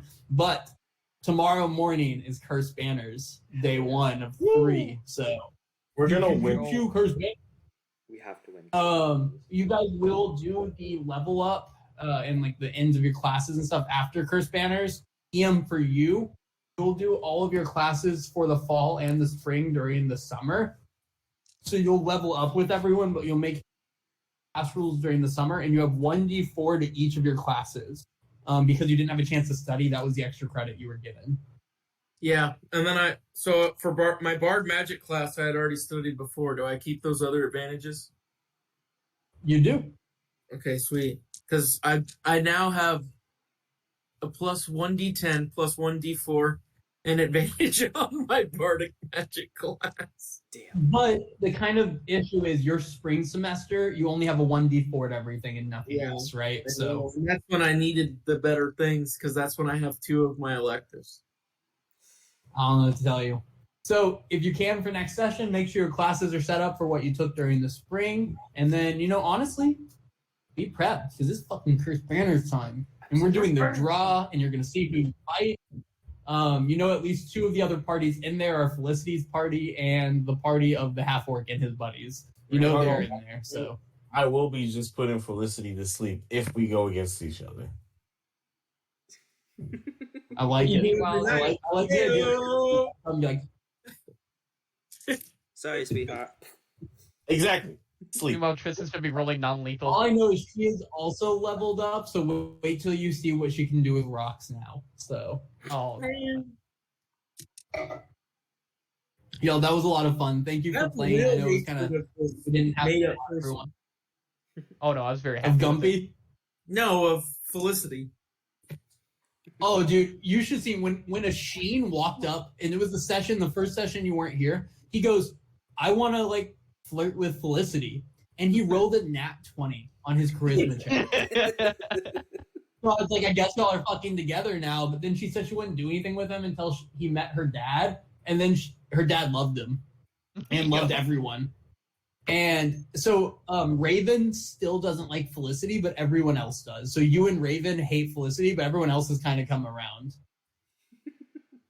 Love to see it. So you're not alone. You're not alone. Also, we found out that that Felicity told her dad about all of y'all and spoke really positively about everyone except Mog. She thinks Mog is a bit much, Yeah. but she liked the rest of y'all. So there's that. I'll have you know, Mog great didn't session, interact y'all. with her at all this session because of that. Yup. Did she shat on you? Yeah, and he's upset and doesn't want to make it worse, so he's taking a step back. No, I respect that. All right, great session, y'all. I am going to call it. Oh, Tristan, I don't like what you sent at all about Ole Miss couples. Alright, everyone say bye to the recording. Let me show. Yeah, Our turn off the recording. recording before I show the Old Miss couple.